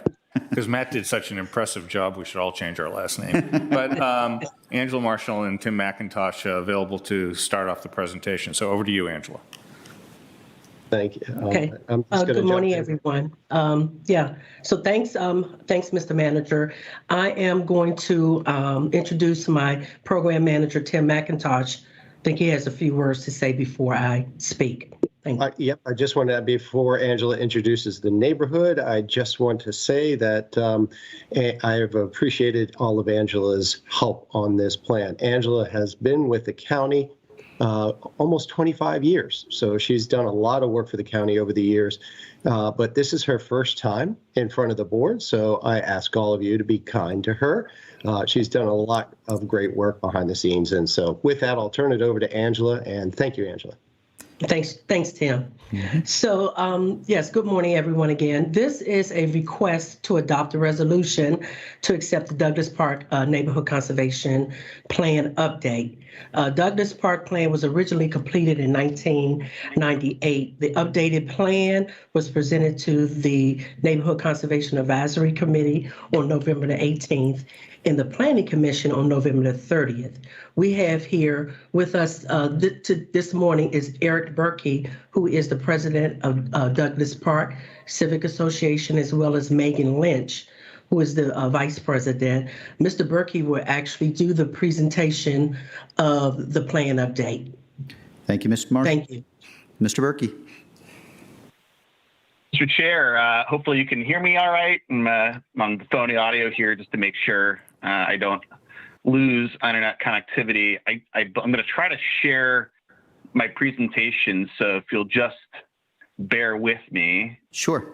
And we can get going, and we'll see.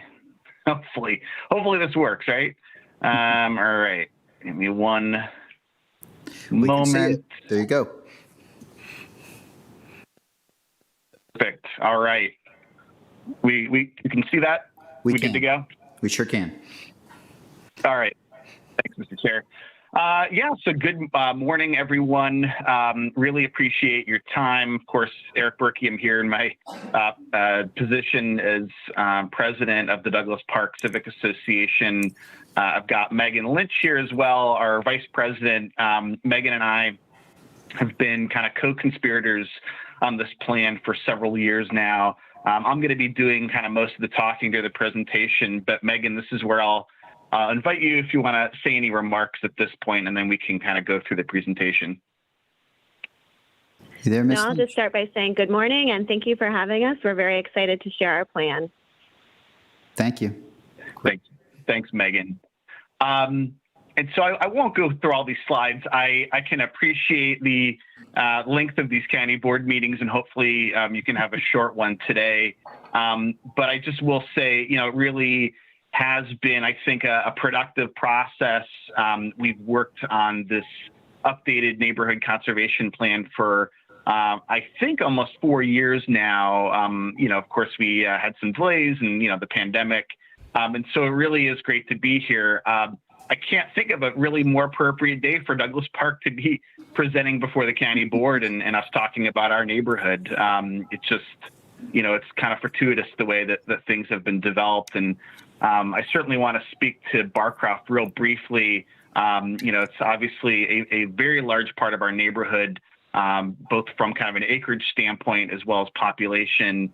We are eagerly looking to see the details of this agreement, and then ultimately the next couple of years here, as processes go forward. But I would say initially, folks, there's a lot of relief, there's a lot of excitement about the prospect of, securing affordability, of having a plan. I know it's something that the county's been eagerly working on and has been something that the county has just been mindful of for quite some time. And so I would say we are initially, very encouraged and excited, and certainly, look forward to be part of that process. So we'll get on to the neighborhood plan, though, and I just have a few slides here. I do want to acknowledge the folks who put in a tremendous amount of work. Of course, our executive committee has been hard at work on this, but we also had a number of volunteers over the last several years here who've really done a lot of work to help get us off the ground.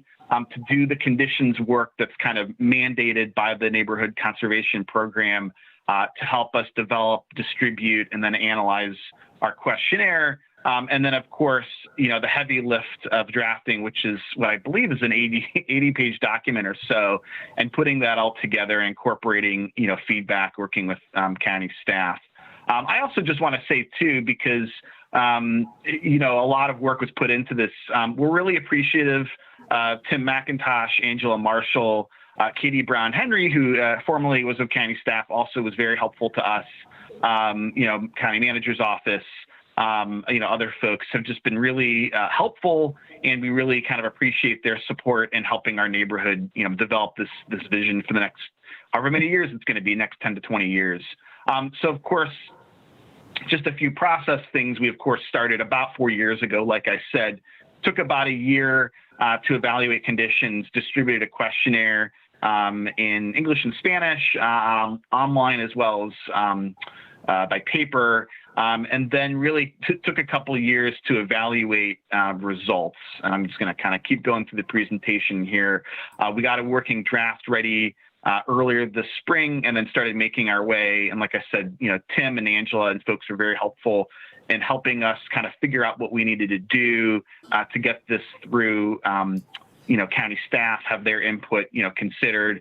We did go before the NCAC in November, and then recently went to the Planning Commission.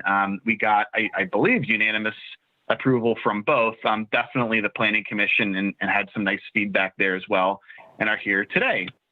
And of course, these are the boundaries of Douglas Park, and we are, a large, geographically large, as well as population size neighborhood in the county. We like to say we're, kind of the neighborhood that's East Pike, West Pike, and as well as Central Pike. And so just a, brief overview. I know that you all are pretty familiar with our neighborhood. We have a nice section in the neighborhood plan that tries to do a better job of speaking to kind of the history as we know it of the neighborhood, going back to the Native Americans who inhabited this area, many centuries ago, kind of to present day. We've had a lot of changes to our civic association over the years. There was a merger back in the late 90s. That's when we had our last neighborhoods plan. I think at one point the Barcroft apartments were added, and so we've had some, changes there. There's just a lot of really cool and interesting things about our neighborhood that we really enjoy, and that folks have mentioned as, why they like living there. And there's just like an example here, Douglas Park, just some quirky history. We're the home to several grave sites, right? There's the Travers family graveyard on South Monroe Street, which is marked. We have unmarked graves in Douglas Park. Every year we hear about neighbors, discovering in their deeds or other documents, history about the neighborhood going back to the Civil War era. Some folks have wells in their backyards to the farms that were part of this area. So it's a really cool neighborhood from a historic perspective. A few notes about demographics and overview, and I will note this is outdated census data. We just kind of were unable to get the 2020 data, which we're hoping that we can incorporate. So of course, this is slightly out of date. Back in 2010, our population was close to 10,000. I would expect we're over that now, given the development activity we've had in the last 10 years. And then you see our demographic breakdown. 56% of our households consist of families. 65% of all occupied housing units are occupied by renters. We like to say that, Douglas Park kind of has a lot of what is in Arlington in our single neighborhood. From a housing standpoint, we've got single family, of course. We have a lot of apartments, affordable as well as market rate. We have a lot of businesses, big and small. We have 4 different Arlington parks, as well as the Nova Parks, the section of WNOD Trail that cuts through the kind of southern part of our neighborhood. A lot of different folks of different backgrounds, many different languages spoken, school, a firehouse. We just kind of have a lot of it. And those are just a few of the reasons why people like living in our neighborhood, most of which is the sense of community among the residents. So just a couple of top-level findings from our questionnaire and from our work, and I spoke to this, the sense of community is really kind of the chief reason why folks have expressed why they like living in our neighborhood. A couple of the things that folks are interested in seeing and have concerns about, and again, these aren't necessarily new things that you've heard from neighborhoods. Core infrastructure, I would say, is a big top line thing that folks are focused on. So what we mean is pedestrian safety, walkability. We're off-cited in our questionnaire, thinking about our sidewalks, thinking about our streets. Updates in parks and playgrounds is something that folks are certainly interested in, and that we're certainly going to be doing more exploration in the NC process, maybe outside it as well, given that we have, like I said, I believe 4 parks, and a few of which folks have expressed interest in maybe trying to pursue updates on. And then a couple other top line findings. Of course, folks, like most neighborhoods, were concerned about traffic. I would say one place in particular, and it's really timely, given that we're going to see a lot of development activity probably over the next several years, maybe decade, with the Barcroft Apartments area, is that intersection of South George Mason Drive and 4 Mile Run. I know you know about it. And it's an area that I think we as a neighborhood would like to work with the county to kind of re-examine again and see if there are ways to make that safer for folks, especially those who are on the WNOD trail making that crossing. There's just a lot of action there. It's a very complicated intersection. We certainly don't have a particular solution in mind, but I would say kind of if we're thinking of 3 or 4 specific things that folks would like to focus on, that's one, because it's just we see too many accidents there. And then I put a note in here about process too, and again, not something that you necessarily haven't heard before. I think the process was really a value add for our neighborhood because it really did force us to think about the vision for the neighborhood and what folks really want to see. And so I think that was really beneficial outside of the neighborhood conservation process. But there certainly was a discussion about the limitations of the neighborhood conservation process.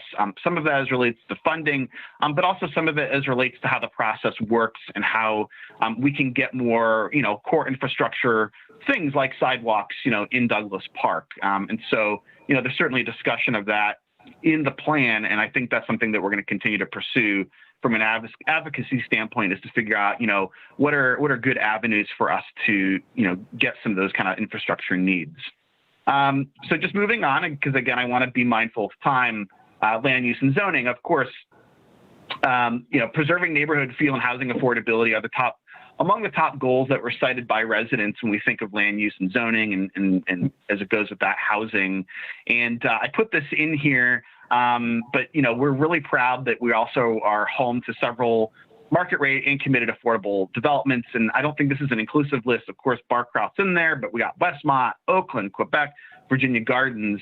I would say a top goal that was cited in responses was that folks want to make sure that we do what we can to avoid displacement of current residents. And of course, that's one of the big reasons why we're tentatively so excited about the Barcroft plan. Moving forward to transportation, there was a strong sense that we want the county to deliver upon the commitment it's made to enhance bus service along Columbia Pike. Some of you already know this, but we're certainly interested in the proposed plans to expand 12th Street, between Glebe and Monroe, and that's something the neighborhood is committed to continuing to advocate and explore. A couple other things here as well.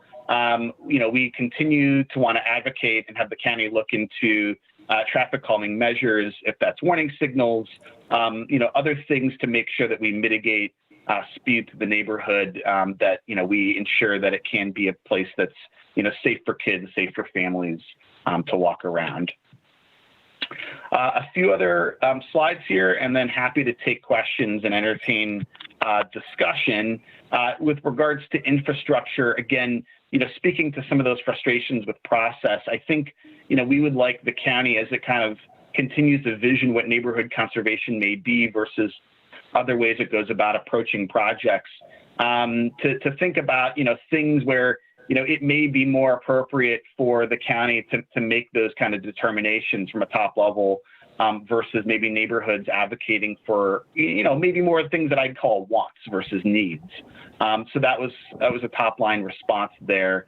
Again, we've talked about sidewalks, stormwater drainage remains a concern in our neighborhood. I'm just going to move along here if that's all right. I'm sure you won't mind. We're very happy. Yep.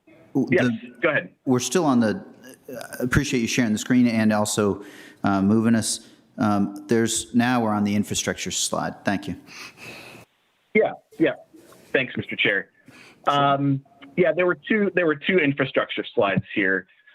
So we're very happy with the agreement that the neighborhood had developed several years back with the Department of Environmental Services, DES, regarding the Fort Barnard operational area site. That was a process that our previous president, Adam Henderson, had gone through with DES on that site, which is, if you're uninitiated, that's really bounded by Walter Reed Drive, that's 19th Street, and then that's South Pollard Street, which is adjacent to that, the water tower and then the Fort Barnard Dog Park.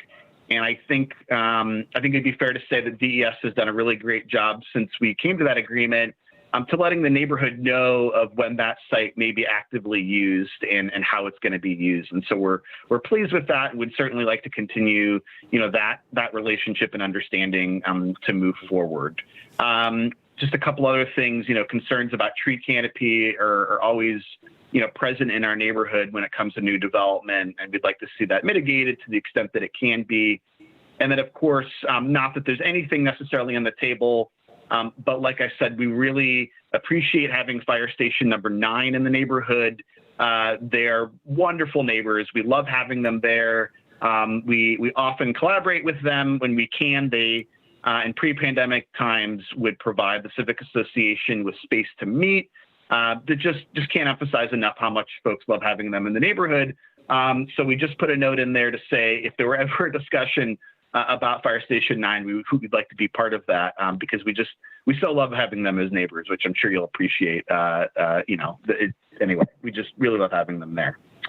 So I'm gonna just talk briefly about Parks and Recreation, Mr. Chair, and then certainly we'll give it back to you and the board with any questions or discussion. So the last part with regards to Parks and Recreation, we would like the county to do a little bit more long-term visioning, and certainly we would be happy to be part of that. For the 4 parks in our neighborhood, Douglas Park, Monroe Park, Doctors Run, which is on George Mason there, and then of course we kind of inherited Barcroft Park when the Civic Association boundaries were modified a couple of years back. We'd really like to just look at immediate and long-term improvements there, and if there are other things that we can do. I think a few of those parks, folks have, like I said, expressed interest in maybe trying to pursue some updates. And that's it. I will end the presentation there. Again, just want to express my appreciation. I think it's fair to say where the county or where the neighborhood kind of goes now is, I think we intend to use the neighborhood plan as a jumping off point for, a vision for the neighborhood. It's certainly, and I appreciate what Mr. Dorsey said earlier, it's certainly not a comprehensive plan. It's not something that's at that level, but we do hope that it's merely like a starting point for discussions if there's development or other activities contemplated. So we certainly, I think, intend to use it as such, in addition to, of course, pursuing projects within the neighborhood conservation process. And unless, Megan, you have anything to add, Mr. Chair, I will give it back to you. And I will end my presentation here. Thank you, Mr. Berkey, for the presentation and the work. Thanks as well, Ms. Lynch, for your work and the whole team. Very helpful and certainly a significant chunk of work, 84 pages, and it was good to see the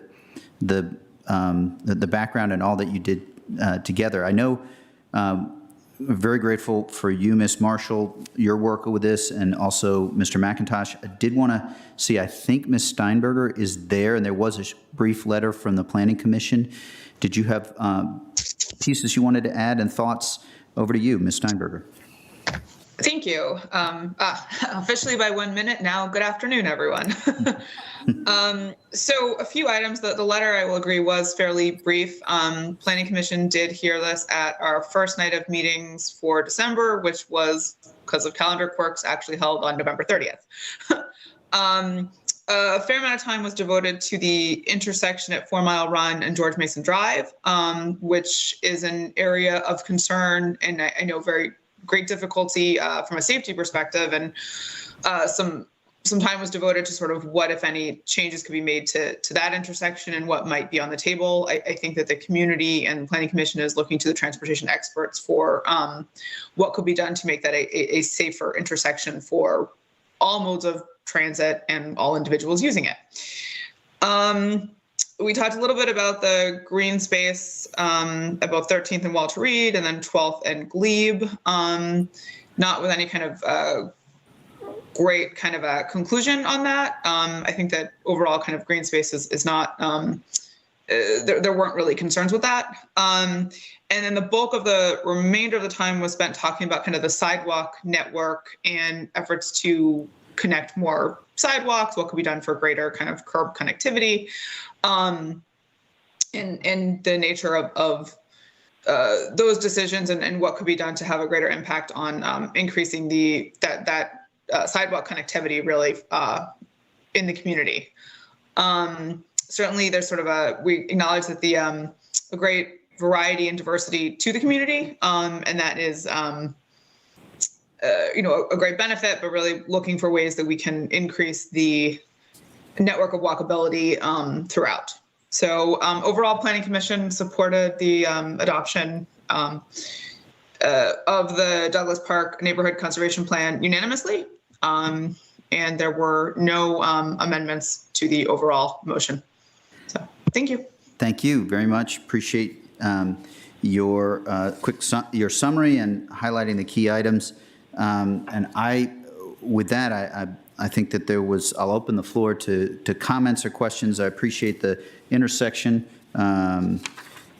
the discussion, and I don't believe that do we have public speakers on this item, Madam Clerk? No, we do not. Thank you for the reminder. We didn't earlier, and I appreciate, of course, wanted to check.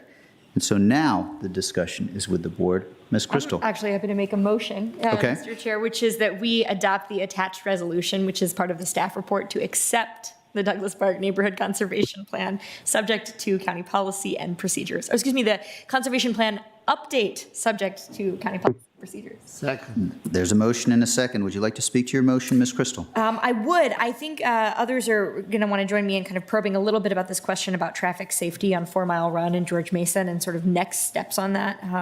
But framing this broadly, I enjoyed reading this plan tremendously. I think it reflects a lot of constructive engagement from a lot of neighbors, and in a way that I think we particularly appreciate, like a recognition of how neighborhoods can most effectively engage with county staff and even at times the county board.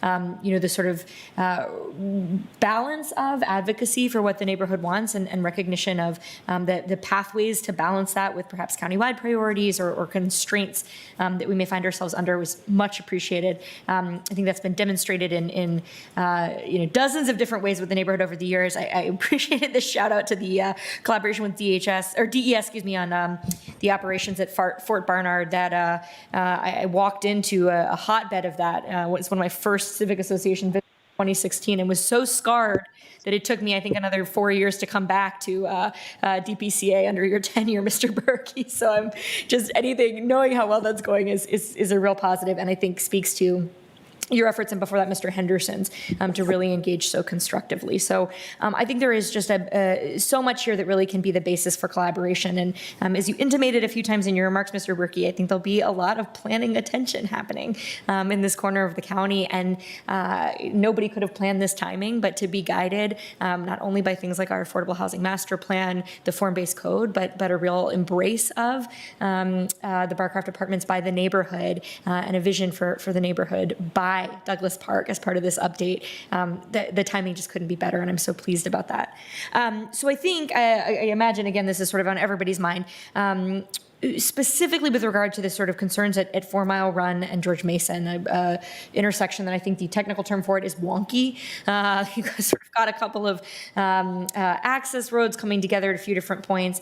And I think the comments made by the Civic Association resonate with me, and I suspect all of us, that, that may be either too big of a project, too important a project, or both, to be left to kind of the traditional neighborhood conservation plan path. So I think the answer is probably something like Vision Zero. But if I could ask Mr. McIntosh, at risk of putting you on the spot, I know you often sort of think about the handoff between NC and other county projects. Any thoughts you would want to give us about kind of next steps for bringing some attention to the safety of that intersection? Absolutely. Thank you.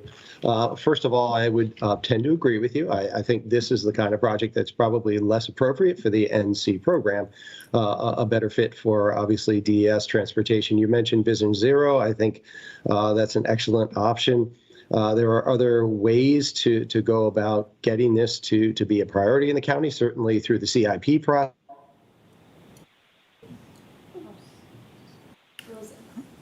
Mr. McIntosh? I'm back. I'm sorry. First time that's happened all day. So I think I was saying that a potential to obviously have those discussions during the CIP process. So what's nice about the plan, as Eric noted, is that we like to see it as an ongoing discussion and collaboration with staff moving forward. We don't just like to put these plans on the shelf and leave them alone. So we want to use it as a basis for working with the neighborhood moving forward. And if there are things we can't do as staff, we want to help facilitate that with the staff that are appropriate. Thank you very much. Thank you, Ms. Crystal. Mr. Dorsey. Thank you. I'll just kind of wrap everything all up into some concluding comments. First, Mr. McIntosh, you asked us to welcome and be nice to Ms. Marshall, which I can gladly do so, given the really, really great artwork behind her. It looks like Anacastia's big chair, if I'm correct. It really looks terrific, and it's in the style of one of my favorite artists. So nice. Actually, let me interrupt you, sir. It's it is Anacostia Big Chair, and my oldest son, actually did the painting. Really? Wow. Not to be advertising, but yes, he's an artist. He's a local DC artist. That is terrific. Thank you for that. And to Mr. Berkey, and to your very thorough team that put together this work, it is really well done. And I too appreciated reading it, and had lots of different thoughts as I was going through it. One, the history is fascinating, and I love the way it was meticulously researched.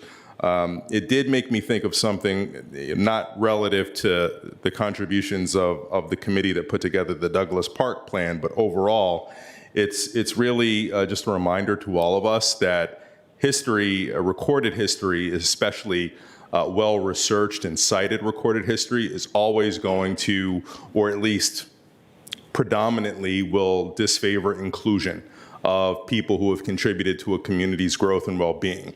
Through no fault of anybody in Douglas Park, there's just not the written literature available to cite the contributions of the many diverse people who have historically made up and currently make up Douglas Park. And that's just something that we need to be mindful of as we work towards realizing and implementing equity, that not only do we have to seek out the stories where they are, but where there is a gap and they don't exist, we've got to fill in those gaps with our own work.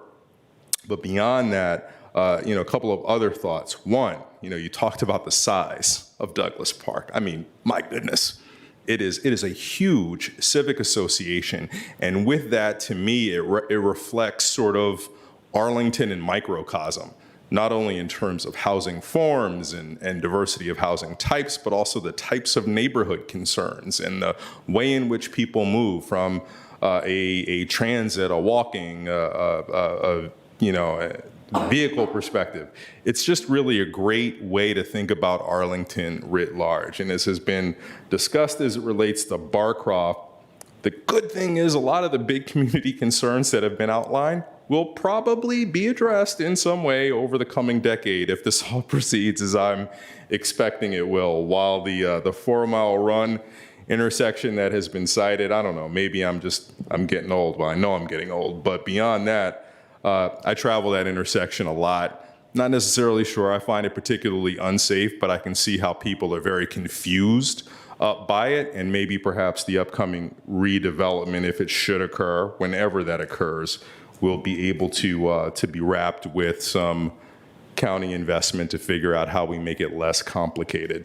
But beyond that, big thank you. Thank you for the work that goes into putting this plan, the diligence with which you sought input from the neighborhood, including members of the neighborhood whose proficiency in English may not be how they were raised. Very much appreciate that. The efforts at inclusiveness should be noted, and I'm happy to do so here today. And beyond that, let's just make sure we don't forget this document when it comes to conversations about this community. As we know, they will be pretty much a central part of our agenda for the next decade. Thank you. Thank you, Mr. Dorsey. Ms. Garvey.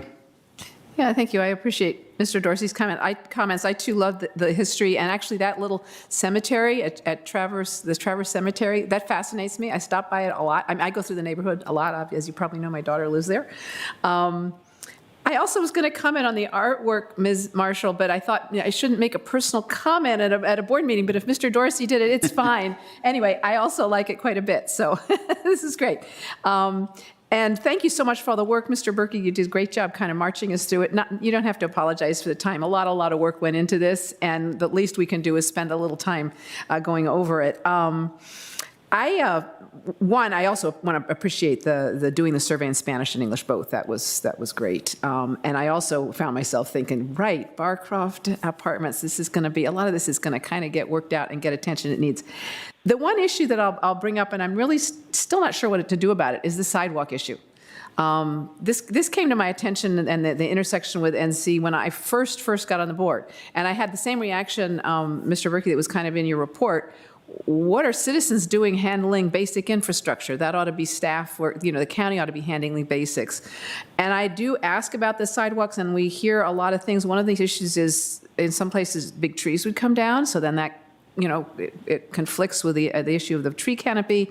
There are easements to be gotten and things, but I sometimes wonder maybe, I'd be interested in just sitting down with some people and brainstorming a little bit if there is some way to tackle the sidewalk issue, because a number of those streets I think really could use it for safety, but right now the way things are set up, I don't think it's going to happen anytime soon because there are just so many barriers, and whether those barriers can be overcome or not, I don't know, but I would be willing to explore it with people because I think it is important.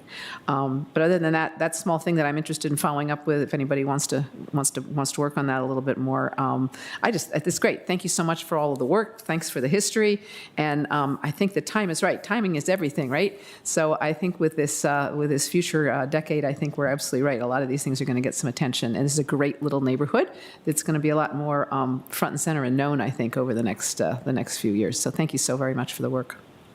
Thank you, Ms. Garvey. Mr. Karantonis. Thank you, Mr. Chair, Mr. Berkey, everybody who worked on that. Many of these neighbors I know from many other places and many other processes. This is an awesome plan, and also an update of a plan, I should say. I also should confess to you that I very often make the mistake to write Douglas Park with 2 S's at the end, so that's something I continue doing, and for a reason. The demographics that you presented are so eloquent. They say so much about who we are, where we are, and where we want to be, and how we want to preserve this diversity in a neighborhood that is really very eclectic and very worth living. Talking about livability, Douglas Park is one of the most livable neighborhoods in Arlington. It's really a delight to be your neighbor. If I have, I concur with Ms. Crystal, Mr. Dorsey, Ms. Garvey on the issue of the safety of this famous intersection down on 4 Mile Run. I myself almost landed in a hospital there twice as a cyclist. So that wasn't fun, and I understand the challenges there very well. One other place where I see a lot of challenges, they are included in the plan, in the document, is along Glebe Road. And for me, you mentioned a intersection that you want to see signaled I would really like to engage with you and with the neighborhood to think even beyond that. This is a very heavy traffic road. Right now, Glebe Road is almost the same traffic like Columbia Pike, even more. And I do think that, as we go forward, we have to think about that as well. That said, I'm so happy to accept that plan and to work with you.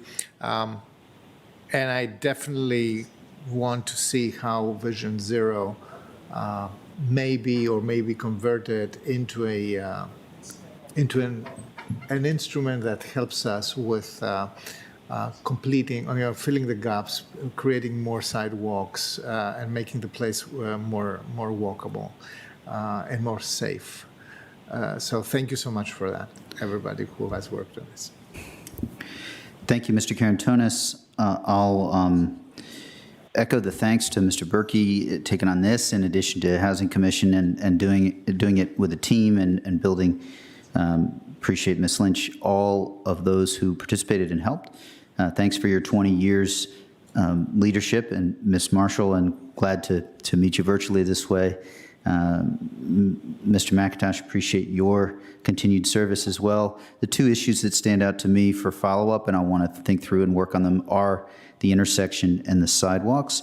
And so I'm very open there to discussions. I do think it is extraordinary that this day, given our earlier comments and our work on Barcroft, that this is the day that you bring the update is extraordinary, and I'm very much hoping we can make the investments that we're going to continue to make this a great neighborhood for the next 20, 30, 40, 50, 99 years, as referenced in the Barcroft. But with that, the question is on the motion. Ms. Crystal's motion to accept the plan update.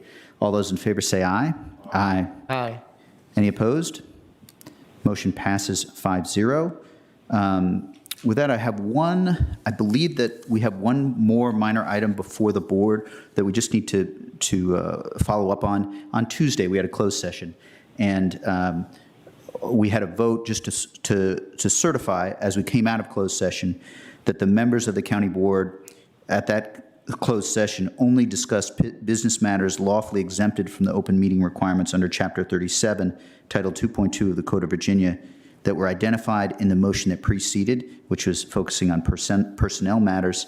And so the question is for Ms. Crystal, how do you vote on that? If she votes aye, that will close. We have all certified that closed session. That's all permissible. I've checked it with our county attorney. That's all permissible and appropriate under Virginia law. Madam Clerk, are there any other items to come before the board today? No, there is not. Then we are recessed until Tuesday the 14th at 3 o'clock. Thanks very much.